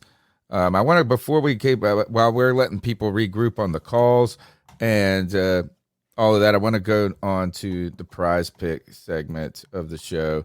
We are sponsored by Prize Picks, but I don't even care if it's a sponsorship. I love Prize Picks, as that if it's daily fantasy football sports, and it's fun. You can do it on anything. If you go to prizepicks.com or download the app, use the promo code C3, you're going to get a 100% first-time deposit bonus. And the way that Prize Picks works is you make multiple entries based on daily fantasy projections, right? So the projection for Lamar Jackson is 205 passing yards. So if we were going to pick Lamar Jackson, which I did, and I'm going to go ahead and show you my entry. Don't look at the one that looks silly. It looks so dumb. I'm not even going to show you guys this one. But nah, you ought to show it. What? It's so bad. I got roped into the Taco Tuesday thing, and so I put and who? Oh, dude, look at this. I tried to get this hockey player on getting 3 shots on goal. He didn't do that, right? On top of that, McCullum has, I don't know if this game's still going. It's probably at the end. He's not going to get that. And then I went less than, because I just felt like 46.5 felt like a huge number. This is points, rebounds, and assists for Luka Doncic. And I didn't even think about this. This dude crushed that number, 55. Yeah. So here, that would have been $5 to pay 25. But here, this is the real pick of the week for me. And we're going to make our Panther picks. But this is what I went with last night. I was like peeking around. I put Lamar Jackson more than 205.5 passing yards against Tampa Bay. I'm rooting against Tampa Bay here as the stars are aligning. And I went Kyler Murray more than 250 passing yards against the Minnesota Vikings. So that's how PrizePicks works. You got to pick multiple entries. You got to do a minimum of 2. They can't be on the same team if you do only 2. And you have to have like at least 1 entry from a different team. So I guess they're ultimately kind of playing each other or playing with each other as a team. Lamar Jackson, though, if I put in $5, if I hit both of these, I win 15. So that is PrizePicks. If you go there and use the promo code C3, you get a first-time deposit bonus of up to $100, 100% of your match. And what we like to do each week is look at the Panthers projections for player projections in daily fantasy football sports and that of the Atlanta Falcons. What are you giggling about? Greg is saying that there are none. There are no Panthers. My goodness! Earlier, there may be Falcons, but there are no Panthers projections. Yeah. So what are the Falcons? Check the Falcons. Damn, PrizePicks disrespecting? No, it's not disrespecting. Right, you know what? It's too much of an unknown commodity right now. They're probably sitting there going, Saturday there'll be more. Yeah. Name a like I could see Christian McCaffrey being like a superstar worth them trying to put him on there, because it's easy to bet when it's somebody that you recognize, but DJ Moore and those guys aren't necessarily people that like the league recognizes as a fantastic. Well, but also maybe it's because the Falcons have a lot of questionables, so they don't know exactly who's going to be playing, and they want to factor that in before they put up DJ Moore's probably numbers. Good. This is why you want to get them early sometimes, too. Yeah, I was really interested to see what DJ Moore's numbers would have been. I mean, if you looked at his PrizePicks before the last game, he had failed to eclipse like 59 yards in one game all season, and my man did it in the first half. So I'm interested to see what the more or less number is going to end up being PrizePicks. So hey, that means you got to tune into the Friday free for all this Friday at 7 p.m. When we see what the more accurate numbers for this game is going to be. Friday free for all, where you can join the show just like you see us doing here now. What were the Falcons' numbers again, Tony? Like, what were they? Anything? I mean, I know it's all really early, so it's not like there was something. Oh, that's the special. Wrong. All right, I was looking. I was like, that's not. All right, so right now it's Drake London. Where's the value here? I'm doing Kyle Pitts over. It's got to be the time. Like, what? He hasn't done anything all season. What's Drake London's asking passing yards? This guy has not gotten. Look, he had 9 receiving yards last week, 19 the week before, 25 the week before. If Jeremy Chin's hey, let me tell you. I know Jeremy Chin and J.C. Horn come back. And by the way, J.C. Horn and Kyle Pitts, they had a fantastic matchup when Florida played South Carolina, and they were both on that team. They they went back and forth, getting the better of one another. So that might be a match. Dude, we're going to smoke these mugs. I'm telling you. Isn't that messed up? Tony. That's messed up. We're going to I think we could actually beat the crap out of them. Let's go. That's what I'm saying, Tony. Start believing, man. We're going to thump these clowns. That's 100% what we're going to do. The Falcons. That's who they are, the Falcons. We're going to thump their ass. Come on. Let's go, baby. You know what one of the coolest things about PrizePicks is that I don't know if we mentioned is we saw it earlier with your picks, but I love that you can cross sports. Yes, you can do a basketball player with a football player. So like if you're only feeling solid about one football player that week, and there's basketball games or we can pop over the NBA and get some late action right now if we wanted to. It's really cool. By the way, Tony, I'm so happy that you grabbed that drop. Dude, that gives me fucking hype every single time, dude. I got the whole song, but I mean, we don't want to play too much. But I like I think we could get away with just playing that little bit, until he says we'll beam. If it's below 15 seconds, I think you're good. So look at this. It's just like, all right, so what? All right, which one of these? What would you? I don't have great faith. I don't like taking a under or a less than on like a number and passing that low. Right? Is like that to me is a setup, a trap right there. Because even if you win this game, they're gonna have to pass the ball down the stretch to try to catch up. Right. So like if I'm doing Mariota here, that number's just so low is that I know that is that he has not hit that in his last he's only hit over that number one time this year. You know what would be interesting? On Friday they'll probably have up his rushing numbers. Mariota has definitely been using his feet this year. He's definitely been using his feet this year to burn defenses, and his mobility is a part of their game. So I think kind of similar to when we played Kyler Murray, we're going to have to play contain. We're going to have to leave someone to spy. He's very mobile, very athletic. And, our linebackers are going to have to run around and make sure that we seal the edges and stop him from burning us on bootlegs and even some design quarterback runs that they do in red zone situations. I like that Drake London right there. I would take the over on that 39. Is that 39 yards? 39 and a half. Yeah, he's got to get 40 receiving yards. I would take the over on that. I don't like any of these numbers, man. Like, I don't love any of the – like, I can't go less than against Mariota on this number. Like, I could see how it possibly could, but I just like – it's 160 yards in the NFL. If you don't get 160 yards passing as an NFL quarterback, it's just the odds are. I don't know. I don't like these. The one that you like is Drake London. I like Kyle Pitts more than just because it's like time. Everybody's just talking about it now. People are so upset in fantasy football. The noise has got to be going on in Atlanta. Like, why is Kyle Pitts not more of a factor in our offense? I think I'm only partial to Drake London's because he's on my fantasy team. Yeah. And while he may not be a fantastic live action receiver for these 40 yards, but he's been a decent wide receiver 3. So. I mean, I don't know, man.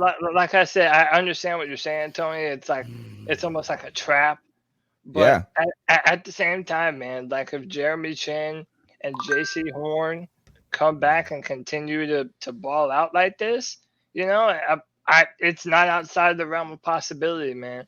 I don't know. That's kind of too early. I don't even know if I would pick any of those. Yeah, I'm not. I'm looking around the league right now. Let's Derrick just Henry over 100. That's who are they playing? Houston. Oh well, yeah, he might get him. Yeah. Here. What about this? Christian McCaffrey. Week 2, San Francisco in a division game. They've owned the Rams. Yeah. They've owned the Rams. They beat the crap out of them earlier this year. Now, after coming off of a tough loss against Kansas City, Kyle Shanahan is going to have something in store for you. And the Christian McCaffrey special is alive, bro. I'm totally going more on that this week. Mm-hmm. I like that. I like the stars aligning. And then, what about this? Jonathan Taylor, Sam Ehlinger is the quarterback that they have just replaced Matt Ryan with the Colts. Jonathan Taylor's coming back. They're going against a Washington Commanders team that plays tough late in the year under Ron Rivera. But you don't think they're going to give them a heavy dose of the run game? I like this, then, right? Ooh. And let's find one more because I want to triple. What do you think? Who throws a pick this week? Ooh. I don't love that. Yeah, that is tough. Tom Brady I think Tom Brady throws a pick. Forcing it. Career loss. A couple last week. That Baltimore team has been actually pretty stout on defense. It's actually been my defense. I know they've let some people come in at the end of the games, but they've been a takeaway machine. I like this. Doesn't Lamar Jackson tend to throw an interception in a game too, though? I found it. DeAndre Hopkins, more than 67.5 receiving yards. Second week back. Cardinals could be falling apart. DeAndre Hopkins, fresh, rested, and going to make it happen like this. I'm going to go. I won a couple of bucks last week. So let's see if we can turn this 10 into 50 with daily fantasy football sports through PrizePicks. The promo code is C3. Gets you 100% deposit on your first time, a bonus or a match up to $100. And I tell you this, a lot of people have been having fun playing PrizePicks. I know I have. Yeah. So we thank them also for their sponsorship. All right. Let's see what's next on the agenda. More calls. What do you guys want to do? Do we got anything else we need to talk about beyond the calls? Let's do some more calls. All right. The number's 252-228-5098. Hey guys, once again, just want to say appreciate you doing this. I'll just get right into it though. I'll be honest, I'm a little disappointed at the blind optimism here. Hey, we're fanatics. If everything works out great, then fine. That'd be awesome. But let's be perfectly clear here. PJ Walker's game here, on top of being kind of fluky, wasn't that great. He had less passing yards in this game than every game Baker's played so far this year except for one. And the first game was atrocious. Right? The man threw 60 passing yards, less than the very first touchdown pass we got Mayfield to Anderson, Mayfield being benched and Anderson not being here anymore. The offense at 203 total yards, less than the passing yards that Baker put up against the 49ers. No offensive touchdowns. And a whopping 6 yards, not per attempt, per completion. You know what I'm saying? So, look, if I end up being wrong on this, then obviously that's awesome. But, man, after one game against a team that's not actually playing particularly well, that just got beaten by the Pittsburgh Steelers of all people, we're going to start going on talking about, how this team is going to start winning the division and stuff like that. Pump the brakes a little bit. Let's see if we can get a solid, maybe not even 3 in a row. Let's go 3-2 over 5. If we can get over 500 over 5 games or something along those lines, PJ Walker at quarterback, Steve Wilkes at head coach, I'll start believing at that point. But before then, absolutely not. This has been one game at best. Anyways, appreciate you guys. Like, share, subscribe. C3 Panthers Podcast, best podcast in the nation. Shalom. Appreciate you, brother. Fantastic call. And Tony, might I say, nothing has changed from what I said earlier in the season. And that it's still prove-it season. It's still prove-it season. Just because I'm believing doesn't mean that it's going to come true. The Panthers have to continue to build on their performance. And P.J. Walker has to continue to prove that he's worth all the hype that we're giving him right now. So, listen, I completely understand Panther fans that are like, all right, look, I want to see some more before I start believing, and I understand that. But I think that one of the things that we can all agree on is that now that Matt Rule is no longer with us, now that we have a quarterback that is at least willing to feed DJ Moore and push the football down the field, we're in a much better position now than we were the past few weeks.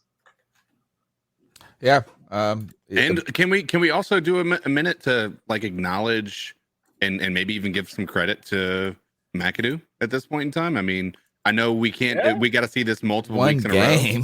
But I mean, listen, he came out and they did I mean, listen, this is PJ Walker too, right?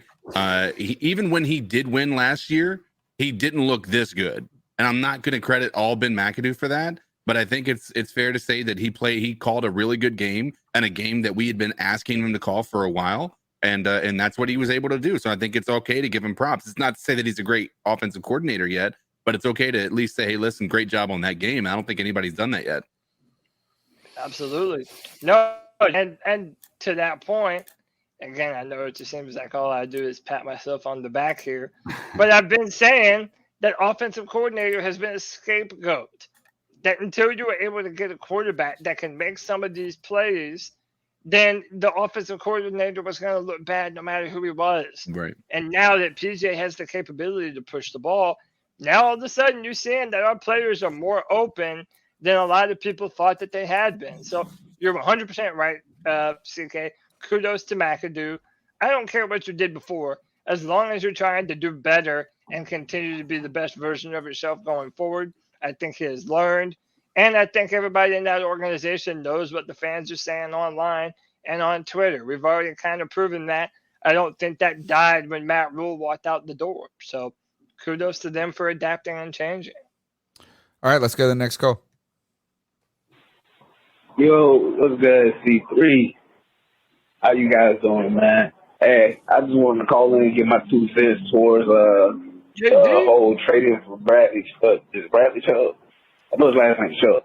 I wouldn't be against it. If we're talking about giving away a second and a third for a guy of his caliber, of his talent, that would be a dope-ass trade. I mean, he's an established guy in the NFL. You pair him with Burns, with Brown on the D-line, and that could – I personally feel like the defense is 1 or 2 players away from being one of those defenses where if we get a 3-point lead or touchdown lead, you're looking at the defense like, nah, we got this. Like, the defense is about to go ham. But yeah, man, something I wanted to point out about PJ this past Sunday, and it gives me hope that moving forward, PJ can play at that same level. You go back and you watch it, I don't recall a moment in that game where PJ looked like he was uncomfortable. Like, that offensive line, bro, like that old line, like that was a thing of beauty, watching that man be able to just sit there. Like, as I pay more attention to football, I'm seeing like these good quarterbacks or quarterbacks that are having good games. Watch their feet. Like, when dudes are sitting in the pocket and they're just standing there, that's exactly what PJ looked like this past Sunday. Man's feet was solid. He was on solid ground the entire game. Like, complete faith and confidence in his abilities and in the offensive line ability. And that touchdown pass to Trimble, go back and watch the highlights. That shit became available because of how much PJ was feeding DJ early in the game.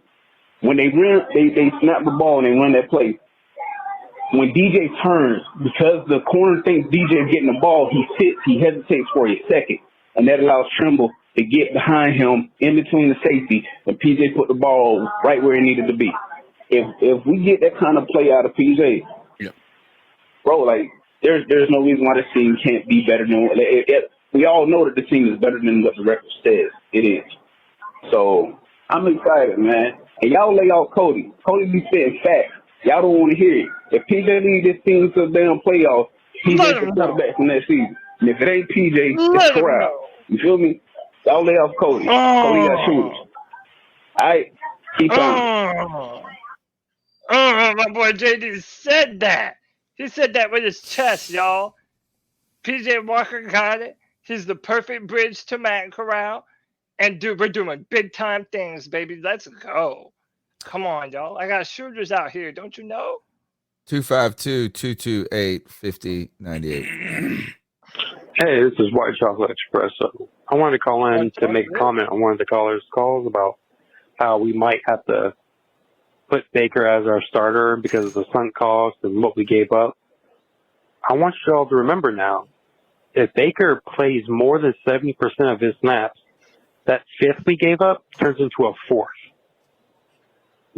This team needs to bench Baker to keep that fifth. Keep it becoming a fourth. Good point. The team needs to bench Baker. Play PJ. He's the hot hand. What I saw was fucking amazing from the clips I saw because I didn't watch it. But, yeah, we have very much incentive-wise to bench Baker. Peace. My point is he did this against a good defense, too. I know they were missing some pieces, but when you look at the total points scored against this team, it's 124. We're the closest with 145. I think it was when we were looking at that screen earlier. I think the Falcons are next highest with 175 scored against them, and then the Saints have over 200 points scored against them. We're talking about doing. He came out here and he looked good against a good defense.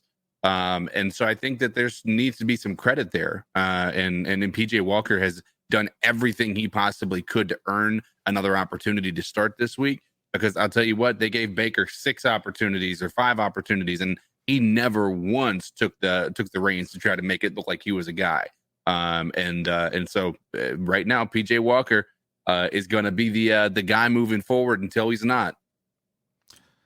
He needs to be, right? I mean, like, it would be just silly to do otherwise. And Baker Mayfield hasn't done anything to earn any play time. And I'm telling you that I think my bastard son Kev has got a great point. You got to remember that draft pick. There's no really incentive of even playing Baker. He's not done better, and it doesn't help us. And by the way, shout out to JD. He says Bucks hadn't given up a play of 20-plus yards all season. PJ did it 3 times in that game. Mm-hmm. So, again, there's so many reasons to believe. Look, man, we got to give some credit to my man, John. You know, Tony, we kick around ideas we kick around ideas for T-shirts. Bro, if this season continues to be a Cinderella story, we might need to make some C3 Witness the Walker Wonder T-shirts, maybe. Like him, like in a guiding light, Witness the Walker Wonder, like his arms outstretched in victory. My name is PJ Walker. I'm telling you. Let's go to the next call. Hey guys, Chuck from Elizabeth City, aka Carolina Sports Guy. Just kind of want to remind you guys that Atlanta, they've beaten our franchise more than any other team has. And every year I look for the same thing and look for a sweep, and it never happens. And I feel optimistic we can win this game. But there's just something about Atlanta, and every year I always feel like we're going to win. We somehow blow it. So I'm going to be cautiously optimistic. I want to win this game, but I would not be surprised if we did drop it because it's just what Panthers do. But if we can come out and win this weekend and Tampa loses Thursday night and we're tied for first at 3-5, we got a long hill to climb playing Cincinnati and Baltimore and some of these other teams coming up. But it would be nice to so far be 3-0 against our division rivals. Yeah. Good call, Chuck. Good call. Is that it would be nice to be. And look, I think Atlanta's winnable. I think you're right about that. You guys have convinced me on that. The other thing is I hate Atlanta the most. That's the team I hate the most out of all of our division foes.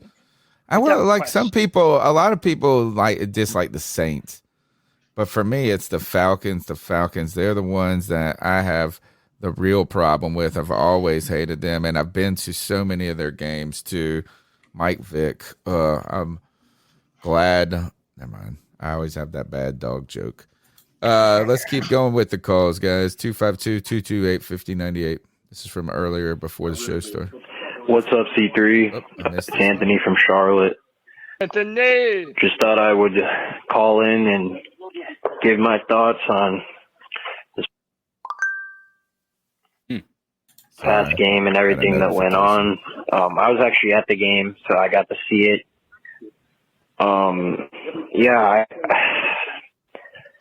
It's so weird being a Panthers fan right now because we see PJ Walker running this offense, and it just makes you question yourself, like, why couldn't we do this in the beginning of the year? And it sucks because we got to take it week by week. I know a lot of people are optimistic, and that I'm not taking that away from you. You can be optimistic about this team, but I can easily say that I just feel like we played a perfect game of football, and I don't know if we'll be able to replicate that every week. Now, if we can, then that's awesome. But there are still holes on this team, guys. I just want you guys to know. And yeah, with that said, keep pounding. Thanks, Anthony. I missed these 2 calls from the beginning. These are the 2 first calls. Me poor guys, I got skipped over. And our man Muscles Marinara next. Hi, Zons. How you doing? Muscles Marinara here. Hey. Boys, I got to say, it felt good. And it felt real good to punch the Bucks straight in the yam bags this past Sunday. You know, because usually it's us getting hit in the yam bag, so that was good. I'm still feeling good about it. And PJ Skywalker, I don't know where the hell he came from. Obviously the XFL, but boys played good, man. Boys played good. I'm feeling good. I know there's a few fans that aren't too happy about it. They want it to tank and lose every game, but I don't know. That's bullshit to me, gambling on draft picks, but I'm going to enjoy it. Anyway, quick callback to the post-game show. Cody was saying he wanted to see some younger guys on the field, like the linebacker, Brandon Smith. Yeah. I kind of want to see what Amari Barno can do opposite of Brian Burns, because honestly, Gross Matos, he really don't do too much. You know what I mean? Anyway, boys, that'd be it. Quick shout out to Joey the Blind Panther, making the trek from Charlotte to Spartanburg to check out my shop, Monster Subs. Pleasure meeting the kid. Good kid. Even did the Panther growl on his way out, so that was awesome. Nice. Anyway, boys, let me know what you think.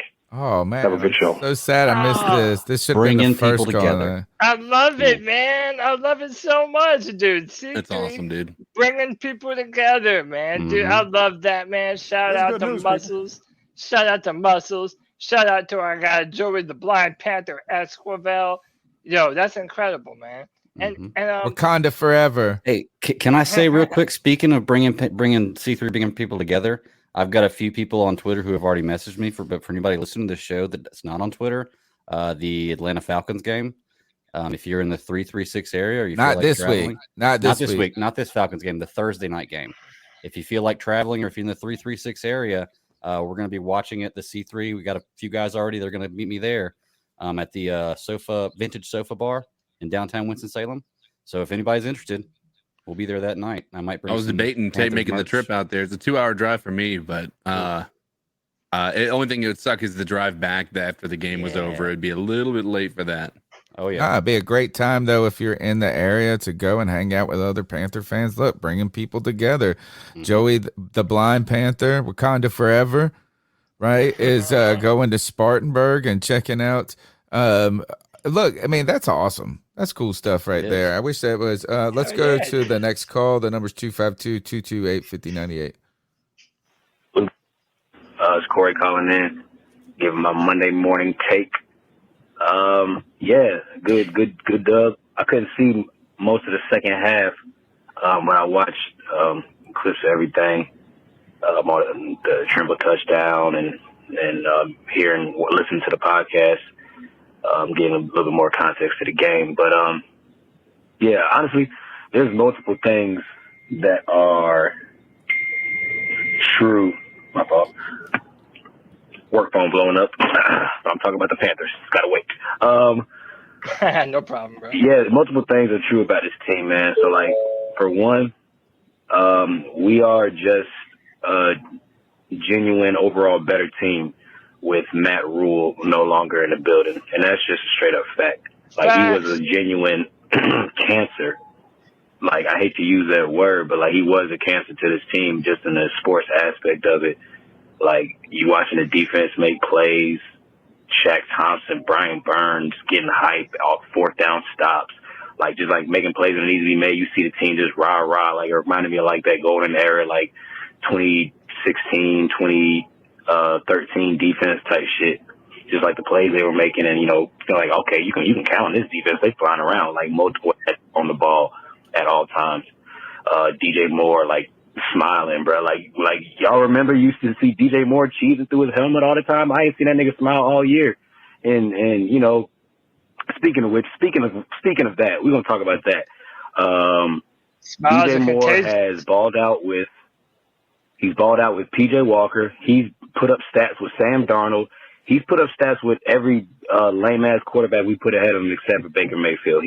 Who you put Baker Mayfield in the game, DJ Moore can't even get the ball. Like, he doesn't even so Baker is, yeah, bro, he needs to, like, he's never gonna play for this team again. He doesn't need to. If PJ's got the job until he doesn't. If he ends up regressing back to kind of like the mean or gets hurt, Sam Darnold's gonna come in, but Baker's not gonna play another game down for us unless it's like a legit emergency situation. Yeah, and I don't think he should. Speaking of PJ, let me go. I have to apologize to PJ Walker, man. I called in last week, said he wasn't good enough to be in the NFL. And he's a nice player. I'm gonna run out of time, but I'm gonna say this quick. Those throws he was making, the one at Terrace Marshall, the touchdown to DJ, the one where he was rolling to his right through the DJ, like, those were the best throws we've seen a quarterback make for us all season, right? So he'll be something. He's in between the two things that we saw the last couple of weeks. But appreciate y'all coming out on content. Appreciate you, man. Awesome call. Thank you for the call. Let's keep. We are almost done with the calls. We got two more. Let's see what we got here. PJ made a fool out of us all. C3 fam. Oh, my brothers. Nick. Guys, I was not expecting to win this past week. Okay.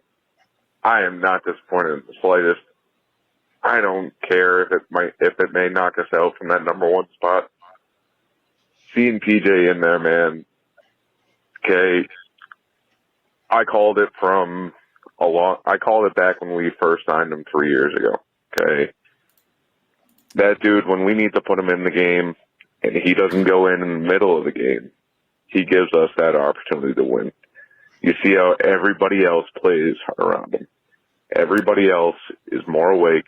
They seem like they're happier to be there. They actually do what they need to do in order to get the job done.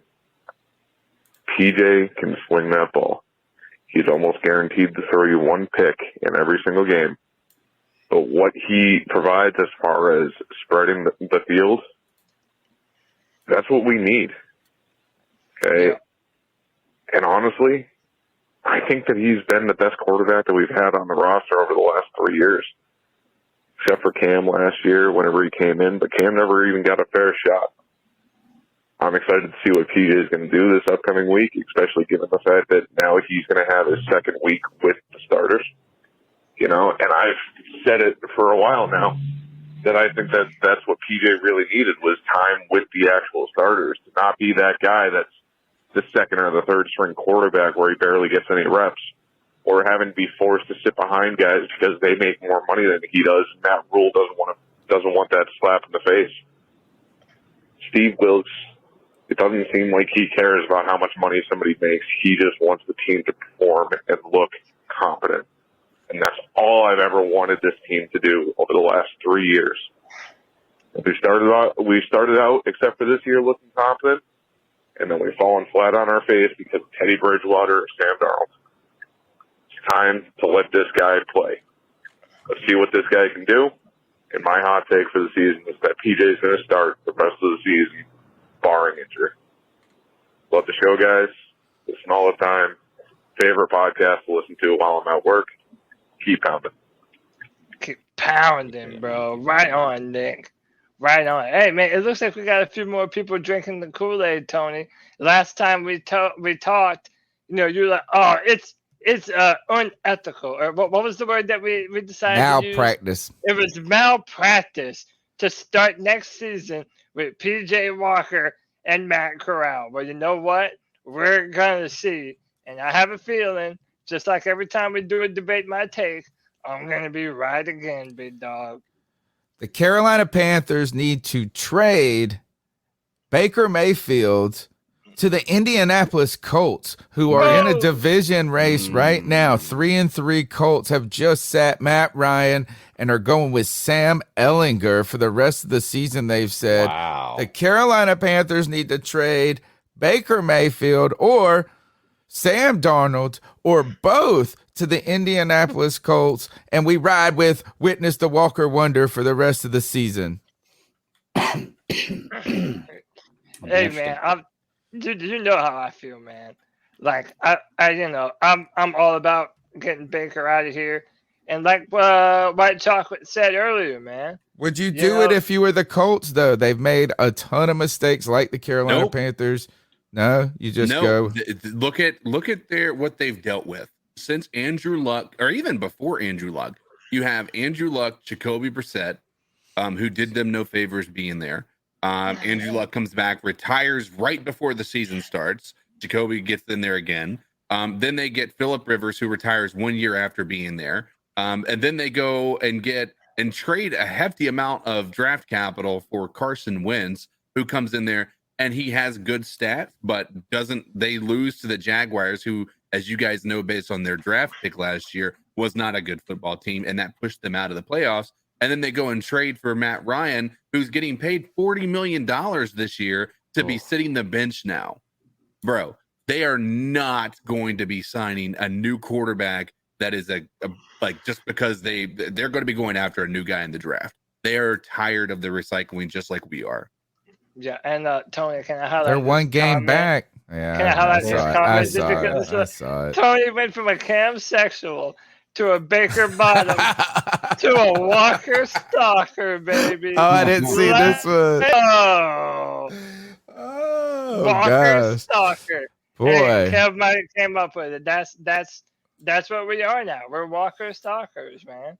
We want to always witness the Walker Wonder. Somebody said, did Tony just change his mind in 2 hours? I told you I would have you believing, man. It's not about, it's like, man, if we could trade Baker or Sam Darnold to someone and just get anything, like a 6th-round pick, I would be happy and ecstatic. Yeah. Like, I mean, that would be a win, even if we lost every game for the rest of the season, because we would with him being the quarterback right now. Good God. Can't believe it was so bad. Hey, shout out to me because I was right on Dante Foreman. Deontay Foreman, I said on a Friday free-for-all he's going to have a breakout game. I did say we were going to lose 27-6, but whatever. Man, he's a really good player. Shout out to him. He just needs touches. Like, these players just need touches. They need opportunity. Terrence Marshall needs reps. Like, he dropped his first ball and then had great catches after that. Like, bro needs reps. You can, like, literally watch him and see him get more comfortable, and I can't wait to see what he's looking like by the end of this season. Also, I'm not in the Trey Brian Burns camp. Was never in the Trey Brian Burns camp, even before I heard that we got 2 first-round pick offers for him, which one I don't fully believe. Just because it doesn't make it makes no sense. Like, it makes no sense at all.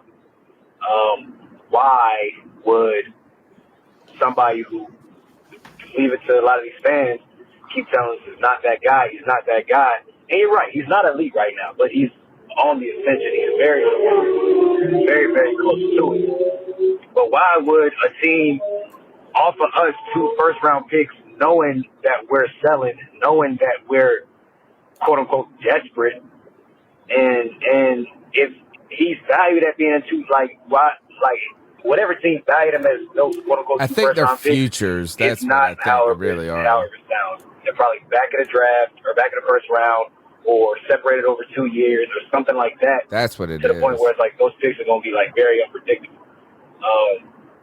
But I say it like this, man. Brian Burns is 24 years old. He's on pace for 12.5 sacks and a career high in tackles and tackles for loss. Like, everybody chill, man. Everybody chill. We're going to have a new quarterback next year, a new head coach, and almost all of our core defensive pieces. Like, we got to, you know what I'm saying, we're still some holes we have to fill all in there. But you mean to tell me if we're looking like a good team next year with a new quarterback and a new head coach, somebody who can, you know, give us hope for the future, you're not going to be happy that we still got a 25-year-old pass rusher on our team who, yeah, not going to be. All right. Cut off right at the end, man. All right. Great call otherwise. It is Brian Burns, you know, going back to this is I have a hard time believing that the Carolina Panthers last week turned down 2 first-round picks. But tomorrow night we're going to get more information on this as we have the beat check at 8:00 with Josh Klein from the Riot Report. So we'll get into that and get some more details about what the offer potentially was. But the caller, that was Corey, and he's right about this, is that when you hear 2 first-round picks, it goes, oh, how can you not do that? That's how I am, right? It's like, how can you not possibly do this? But one is this is like they have to be future first, partially. It has to be. It's definitely one future first. But if it's like both first-round picks that somebody else traded for and got, maybe that they have stockpiled. I don't know who that would be. A lot of people kept saying the Eagles is the team that potentially could offer this. It's not just 2 firsts. It's like conditional first in a way, you know, with the future. So I don't know. It still seems like a rich offer to turn down last week when you think with the feeling we had. It just seems like that. I mean, that's tough. But let's go to the last 2 calls of the night, it looks like. Yo, C3, this is JD864 calling in once more. But there's a comment in the comment section, and I wanted to bring it to you guys' attention about PJ. There's a lot of people overlook last year's game against the Cards because Cam came back. But if you go back and you watch that game, PJ actually didn't play a terrible game last year against the Cardinals. Yeah. So the Panthers very much could be onto something. PJ could actually be a much better QB than we've been led on to believe due to rules and competency when it comes to this quarterback position, right? You have Sam Darnold, who looks like crap all throughout 2021, minus the first 3 games. Then he moves on from Sam to Baker, and Baker has not looked good in any way, shape, or form. PJ gets thrown out against the Rams, and the game plan, in my opinion, is what made PJ look bad against the Rams. I mean, if we got that version of PJ against the Rams, we probably we could have won that game. So then you come out here, game plan is different. It's a mixture of the run, pass. They actually let PJ air it out a little bit. You, again, just going off of the last, I guess, 3 starts that PJ's had, when you give him an opportunity to, like, hey, here's the playbook. I'm going to trust you to do what you need to do with this. Against the Cardinals, he got the team into the red zone on multiple occasions. Again, this past Sunday, those throws were amazing. Like another caller said, those were some of the best throws we've seen this season. Like, those are things of beauty. So the Panthers could very well be on something. PJ could actually be that XFL MVP might actually mean something. We might be starting to see that. But yeah, I just wanted to say that. I got a lot of other stuff that's on my mind, but I'm going to save it for the free-for-all on Friday. So, hey, if you're listening, still tuned in, I know it's late back on the East Coast, pound the like button. I need you to do that. C3 be putting in work. The least we can do is hit the like button for them. Subscribe if you ain't subscribed. Keep pounding. Appreciate you, JD. Yo, that's one of my Friday free-for-all shooters, baby. You already know what it is. We get down every Friday at 7 p.m.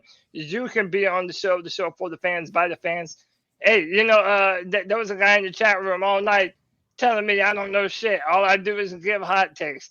Well, come and tell me to my face, man. That's what the Friday free-for-all is all about, man. We have football discussions. Check us out this Friday at 7 p.m. Yeah, the Panthers are giving us some takes to have, and so much so, I was going to look over here, is we are approaching the biggest month in the history of the show.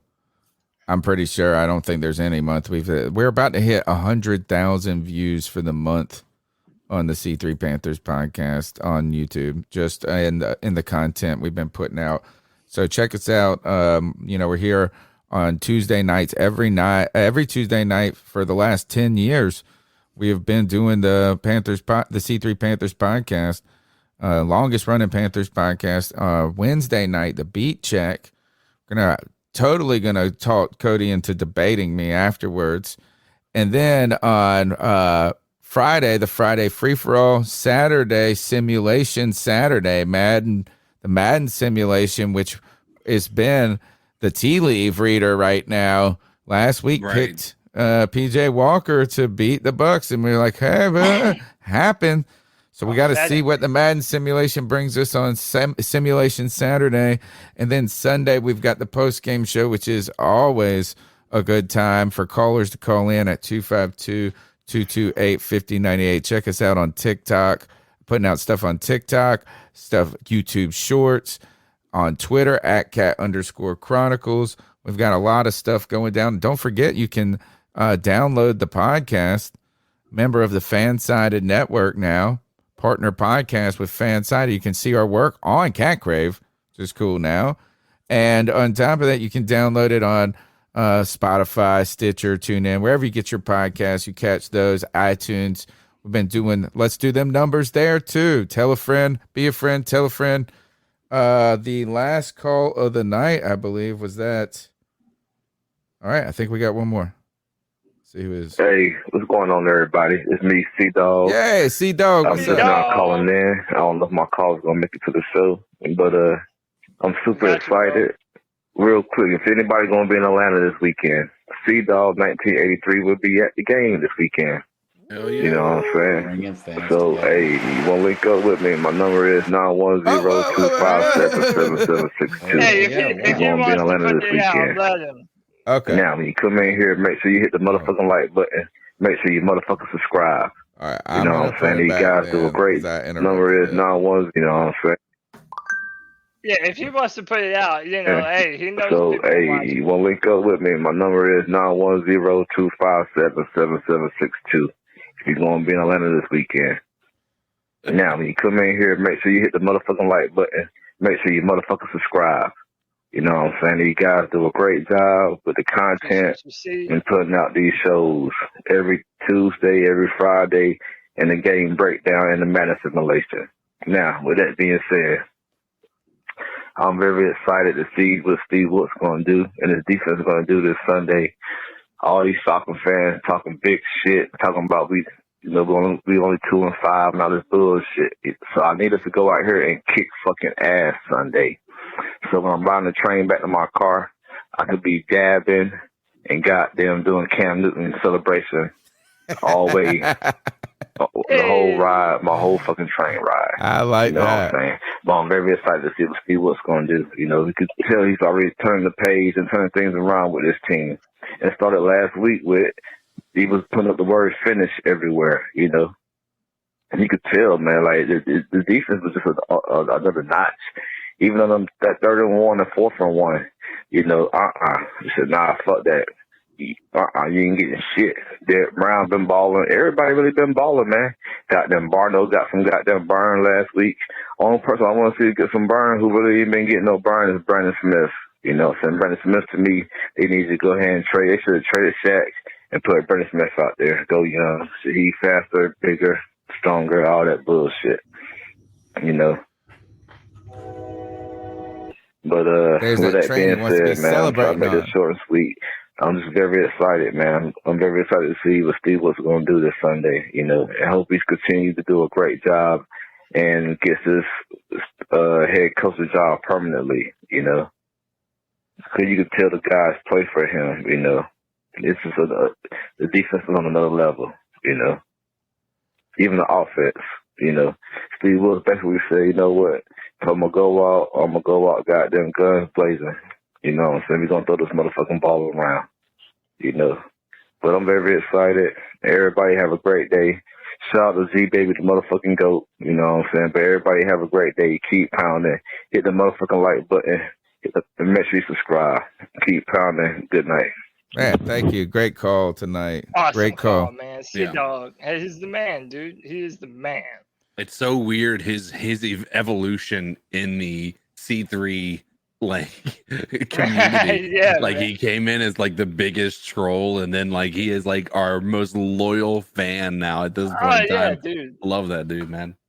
And everybody at one point in time, they were wanting me to ban C-Dog in the chat, calling him What? a Falcons fan. Yeah, dude. Yeah, You but don't remember that, Tony? everybody was What? wanting C-Dog banned, bro. And I never did. I said, nah, bro. I fucks with C-Dog. And I stay on that. And I still do, man. Shout out to my man. Lord. Man, you know what I love? I've made so many good friends on the internet just by talking Panthers football. It's a nice outlet and mental outlet from my life. So you know, look, as we're going to be here a lot, we got a couple more things to talk about. One is Henry Anderson has been placed on non-football injury list. Who veteran defensive end, who's actually made his presence known a little bit this season. I don't remember saying his name in this past game. I'm not sure. I have to go, but I've seen him make some plays this year. He's been held out with illness. Signed on September 5th. Played 6 games with us. So now he's going to be out for a little while. The Panthers have signed Larnell Coleman off the Dolphins practice squad and Tay Hayes from their own practice squad, cornerback. Kind of waiting to see if J.C. Horn will be back, but both Dante Jackson and C.J. Henderson were in and out of last week's win over the Bucs. So kind of some movement going around in the background, hoping Jeremy Chin and J.C. Horn can come back and give us some stability, particularly if Dante and C.J. Henderson are dealing with some injury. So that's like, I think, is there any other orders of business that we've got to talk about? I think that's about the news. We didn't miss any. Did I miss anything, Cody? No, not that I know of, right. man. I think we're good, man. Okay. So shout out to all the people that are listening right now. Thank you for your support. You can find our work on CarolinaCatChronicles.com. We're now featured on Cat Crave as a Panthers podcast. You can download the podcast wherever you get it. Get your stuff at. We thank you for calling in at 252-228-5098. And Cody. Real quick, before we move forward, can we get like a big shout out for Tony to make it through this podcast with a headache? Man, he started out today with this podcast with a major headache, and he's made it 2.5 hours. Had the chills earlier. Playing injured. Shout out to Tony making it through the hard times, dude. I don't ever get headache, but it's more about what is a headache. Doesn't mean you're getting sick. You know what I'm saying? So I came home. I was sleeping like a mug this afternoon. Anyway, hey, you know what? You got me hyped. My name is Willie. My name is Tony. Tony Dunn. The C3 Panthers Podcast. That is great, cool, man. I love it. It's so good.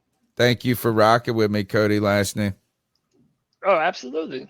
There's nowhere I'd rather be on Tuesday night, bro. You already know that. How can they get after you? We do nice. Yeah. Oh, yes. Oh, no. We got it. Oh, my God. Thank you. Thank you. Ice Up Tony. Woo, we can't miss the longest running segment on the longest running podcast. Let's roll. I got a good one, too. I got a good one, too. That's how you know he had a headache, man. He was going to forget about one of the most important segments of the C3 Panther podcast, man. You already know what it is. It's time to ice some fools up, son.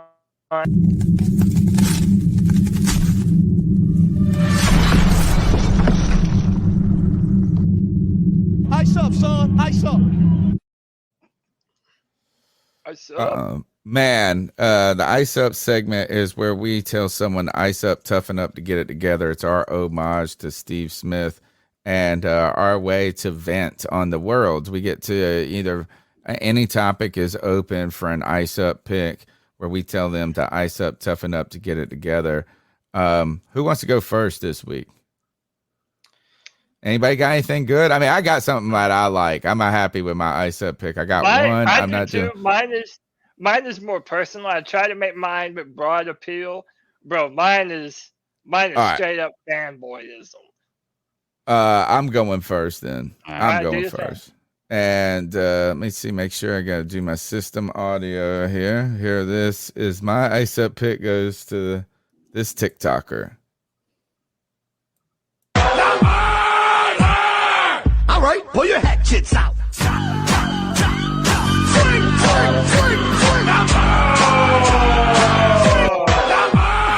Look at her face. All right, pull your hatchets out. Look at her face and shit.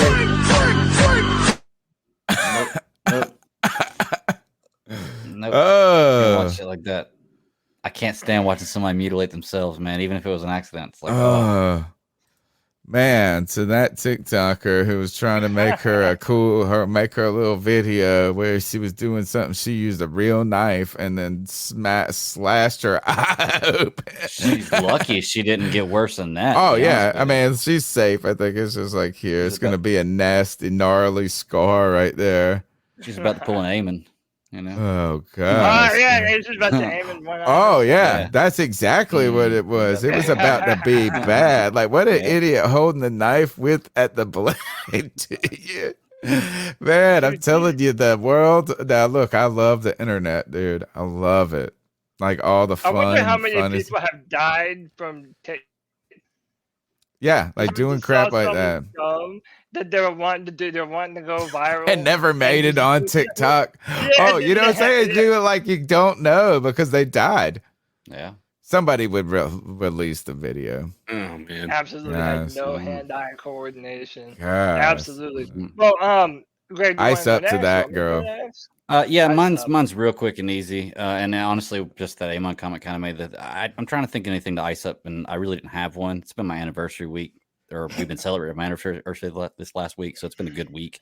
So I'm just going to ice myself up. One, for not having a real pick, and two, for not listening to people about Game of Thrones when it was out. Because now I'm into House of the Dragon, and I'm reading Fire and Blood, and man, it is freaking amazing. Like I'm past the point in the book now where it's tough to understand stuff, and now I've got a real good grasp on what's going on, and it is fucking amazing, man. I'm really enjoying it. So I'm icing myself up for not finding this sooner. Dude, I'm envious to be in your position. Mine was 2012. I saw the first 2 seasons of Game of Thrones. I'm like, all right, dude, I've had enough. I need to read the books. And like before season 3, I powered through damn near all 5 books, man. Yeah. So I'm envious that you're jumping into this world, dude. It's my favorite. I absolutely love it. And I'm probably going to start rereading it myself too now that House of the Dragon is over. Somebody in the chat room said that somebody subbed to that girl that got her. That's funny. Okay, you got one? Do you want to go up next? Yeah, listen, I want to be the first to say icing us up as a majority of the fan base who wanted PJ Walker gone. Listen, and I think mainly we can probably say Matt Rule, even though we can say Matt Rule's the reason he was here. But we also know this year Matt Rule was going to cut PJ Walker. There was no shot that they were going to keep him on the roster. I think they were planning on going forward with 2 people.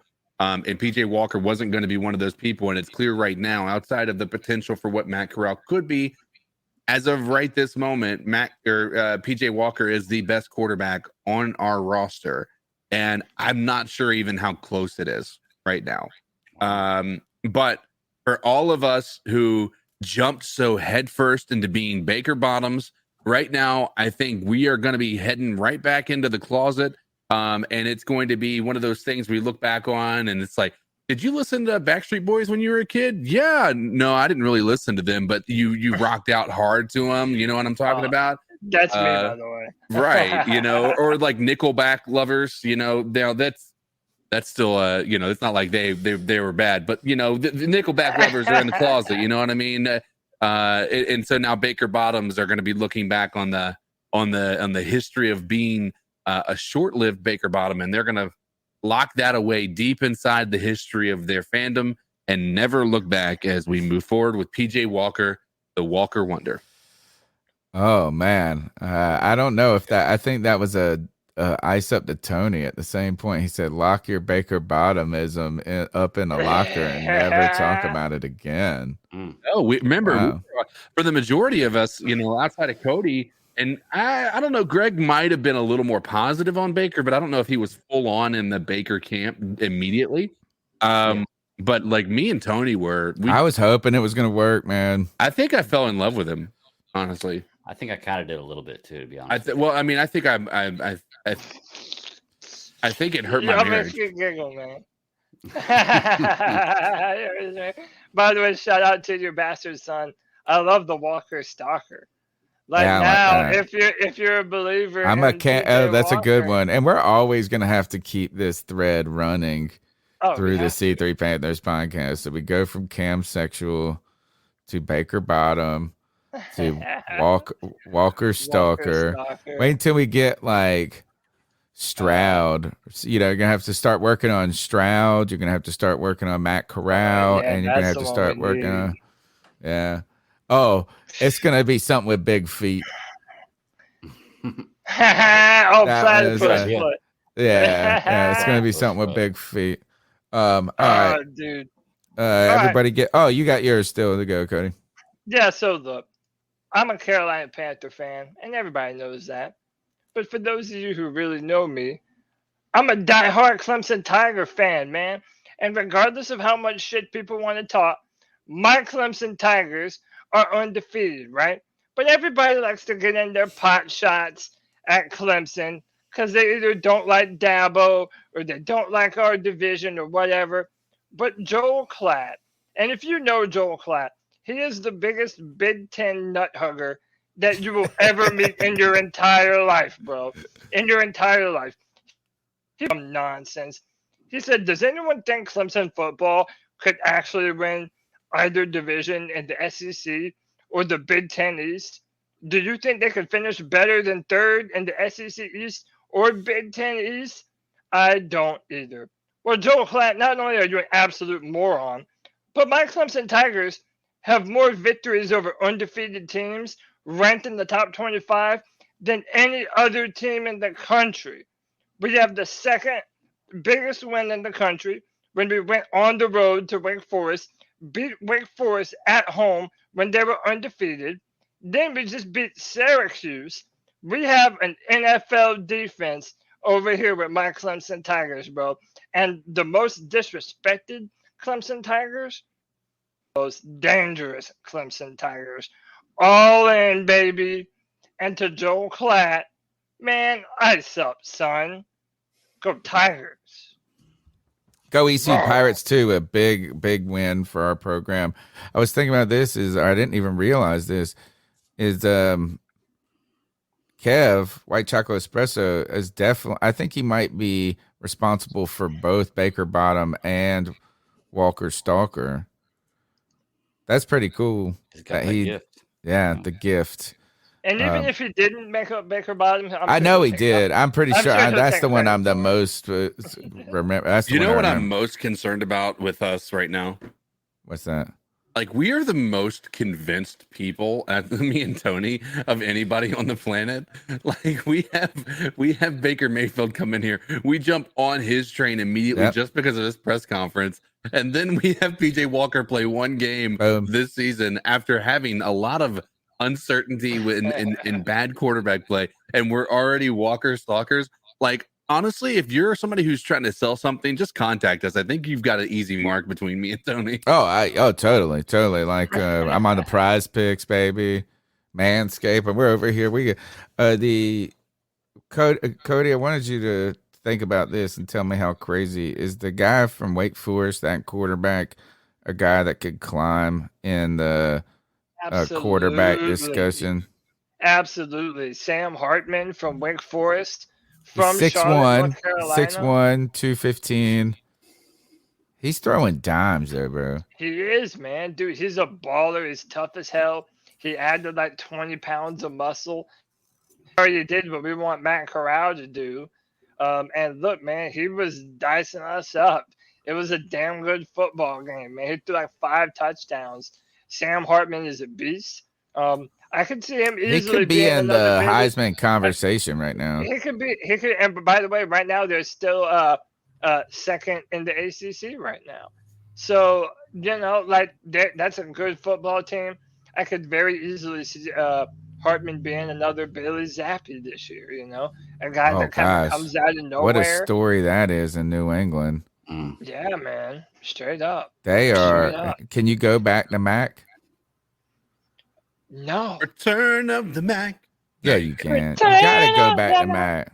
If Zappy does that, Zappy did you see what happened? Like, he only had one good drive. No, he had 2. I mean, that's more than Mac Jones Whack did. Mac. You can't go back to Whack Dude, Mac. I can tell you this: like, if you had Zappy in there and you didn't give Mac Jones an opportunity to go 3 and out, or to have 3 drives that just did nothing and have that interception, and you gave them the spark that Zappy did at the beginning of the game, as opposed to after they were already kind of on their heels a little bit, I think that you have a better shot. Now, was the outcome going to change there? No, that defense couldn't stop that run game of the Bears for nothing.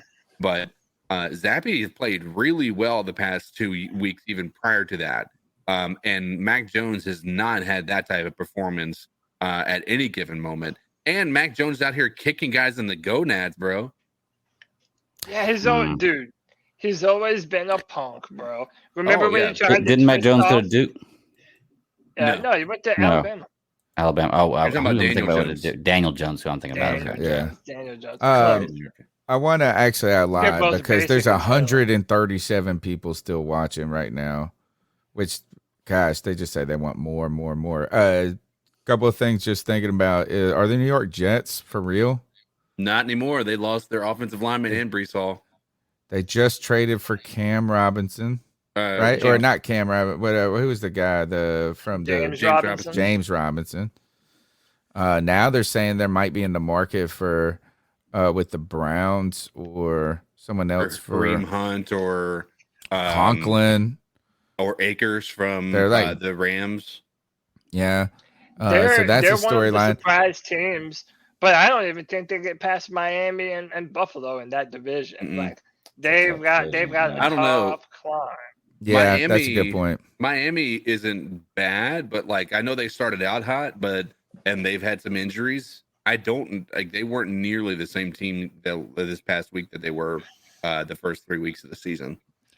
And realistically, the first 3 weeks they weren't that great. They just had one really good game where Tua threw for 6 touchdowns. Beyond that, they really haven't been that impressive at all.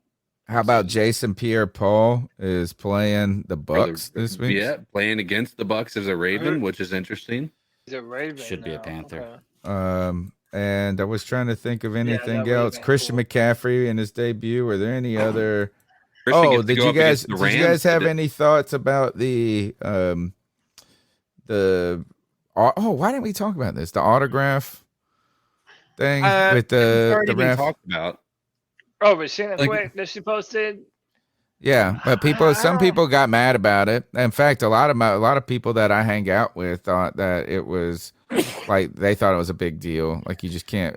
Not only is a bad look, this and that, but like you can't have refs doing that. I think it was a nothing burger type story in the first place, and now the details come out that both the ref and Tim went to Texas A&M, and they were really just passing on a phone number of a golf pro to help somebody out or something like that. So Mike Evans can take lessons. Do we believe and then that? Somebody, I know. It's like, first of all, it didn't even look like he spent enough time to even sign the ticket. Right. You know what I'm saying? Like, it didn't even look like, when you see it, like, is that if he made his signature that quick, it's just a squiggle. Right. On top of that, he couldn't have wrote his damn phone number down. Right. Well, and here's the thing too: people you got to be crazy if you think that this doesn't happen anyway. Like just because we don't see it, you know it happens. Come on.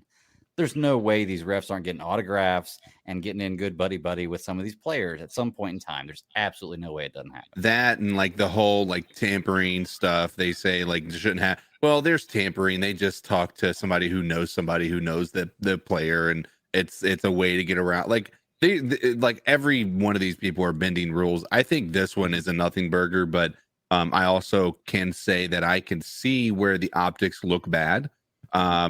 Because if you're that much of an admirer of a player, how likely are you to call like penalties against, like, you're going to have some sort of a bias if he is willing to sign your paper as opposed to somebody who's not. Now, whether that actually took place is the question here. But the league has come out and said that there's not going to be any disciplinary action, that they're taught to avoid situations to where they could be scrutinized.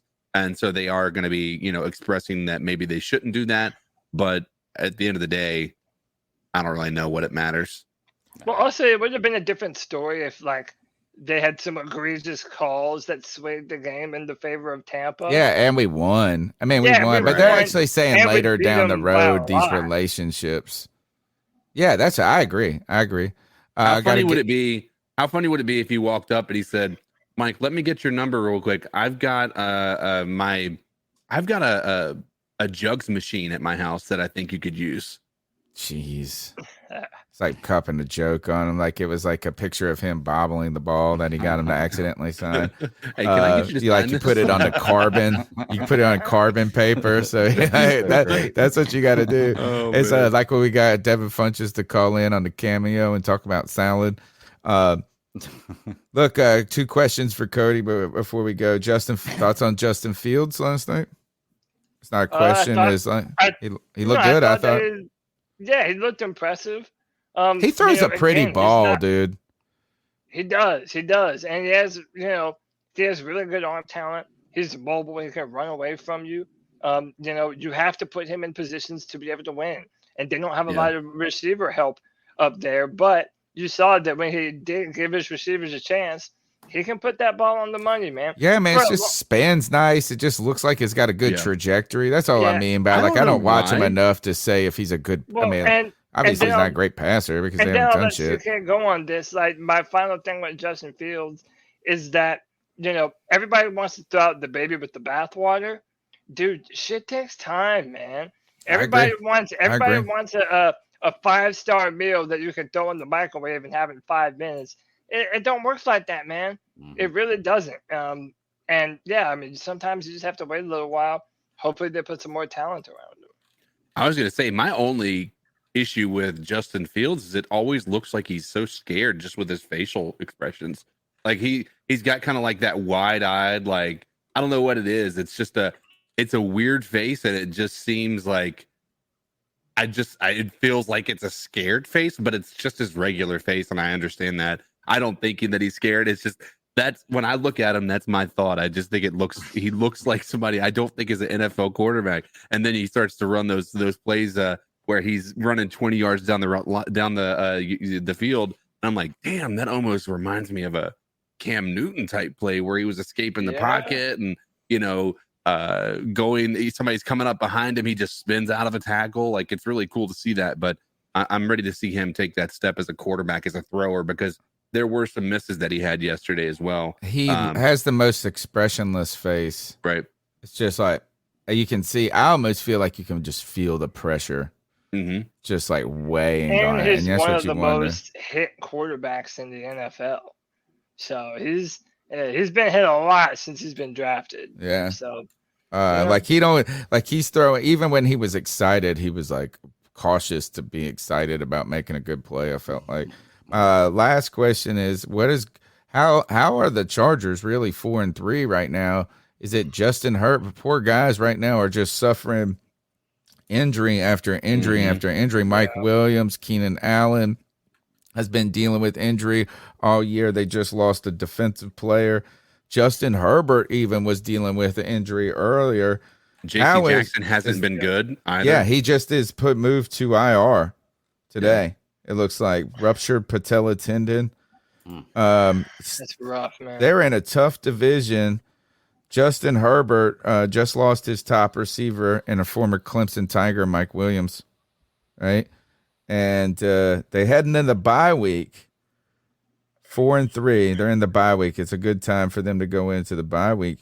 What do you think about Justin Herbert? Is he's gonna how are the Chargers gonna fare through these injuries, Cody? So he was dealing with a fractured rib, and I know Rib cartilage. rib cartilage. So that really hampered his performance. Their left tackle Rashawn Slater out for the year. Another one. Yeah, I can always remember the Chargers, like the years that people like in the preseason when they predict that the Chargers are going to be a big, like clockwork. They're so snake bitten by injuries, and it continues to happen for them. I think Joey Bosa also missed some time, and I don't know if he's healthy right now either. Listen, I think Justin Herbert, he's one of the premier quarterbacks in the NFL. I would love to have that guy as a quarterback. But no matter who you are, it doesn't matter if you're Josh Allen, Justin Herbert, Aaron Rodgers, Patrick Mahomes, whoever you want to pick, you have to have a full football team. And when you're having to do it by yourself, things go bad fast. And we all know that firsthand with our very own Cam Newton. You got to believe, though, that this shows you how good Justin Herbert is right now. Listen to these numbers: 65.9 completion rate, 2,009 yards, 12 touchdowns, 4 interceptions. Yeah, it's like it's like it's just tough. Their team is just, I wonder, they need this bye week. I wonder, we'll be watching that division. All right. Keenan Allen and Mike Williams also hurt. Yeah, that's what I'm saying. Like, it's crazy. Fantasy, I haven't had Keenan Allen all year in my fantasy, in one of my fantasy leagues. Thank God it's in the C3 listener league, which I basically I have no chance of winning that league. So right now I'm just kind of hoping, right now I'll catch a win like the Panthers did. All right, that's all I really had to talk about. That's the C3 Panthers podcast, brought to you by CarolinaCatChronicles.com, where every Tuesday night we chop up the latest Panthers news and opinions from the fan perspective. My name's Tony Dunn. Follow me on Twitter at @cat_Chronicles. And Cody Lash. Yeah, man, you can find me on Twitter at Cody Lack, CODYLAC. Dude, I'm always talking about something, man, going back and forth with someone, pissing off all the Twitter bots. In case you haven't noticed, I'm pretty damn good at that. So follow me on Twitter. Every Friday at 7 p.m., the Friday free-for-all, I host it. You can come on the show, be a part of the show, join via StreamYard, and be a part of the discussion back and forth, just like we're doing here and now, and be a part of that. I'm also still the writer for the Carolina Panthers on drafttech.com, where I write first and second round picks for the Carolina Panthers. And yeah, man. And now we're on Cat Crave, y'all. Check us out on Cat Crave, our new audio partners at Fansided. Man, C3, we're doing big things, man. We're moving on up. I appreciate each and every single one of you. Greg, Geeks Chasing Squirrels Through the Multiverse, tell us how they can find your work. Hey, man, at the BatDaddy52 is my handle, and then the show he's discussing there is my show on Fridays, 9 p.m. Eastern Standard Time on YouTube. It's Geeks Chasing Squirrels Across the Multiverse. It's just talking about all kinds of geek stuff, man. It's really fun. This week's season finale of House of the Dragon, I'm sure.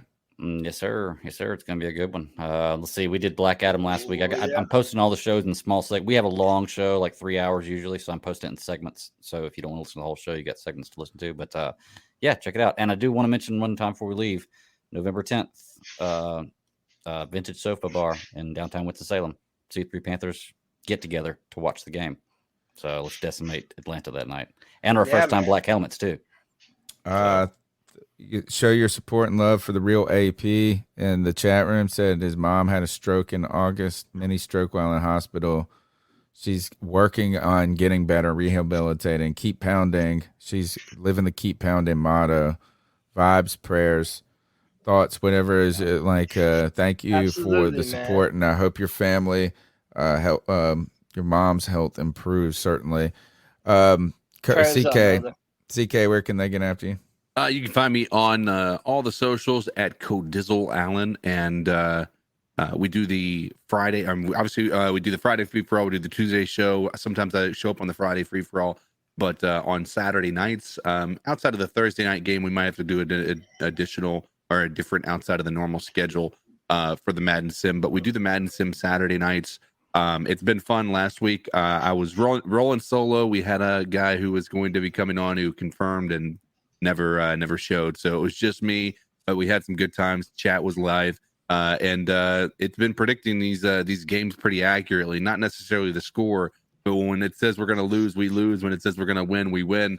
And that's been an interesting situation. So if you're interested in knowing what the outcome is going to be, watch Saturday night, and we'll see if we can get anybody else from the Atlanta Falcons fan base from podcast or a beat reporter on there to do the commentating with me as well. Fantastic. Sir. That's it. Let's get out of here. C3 Panther Nation. Until next time, keep pounding.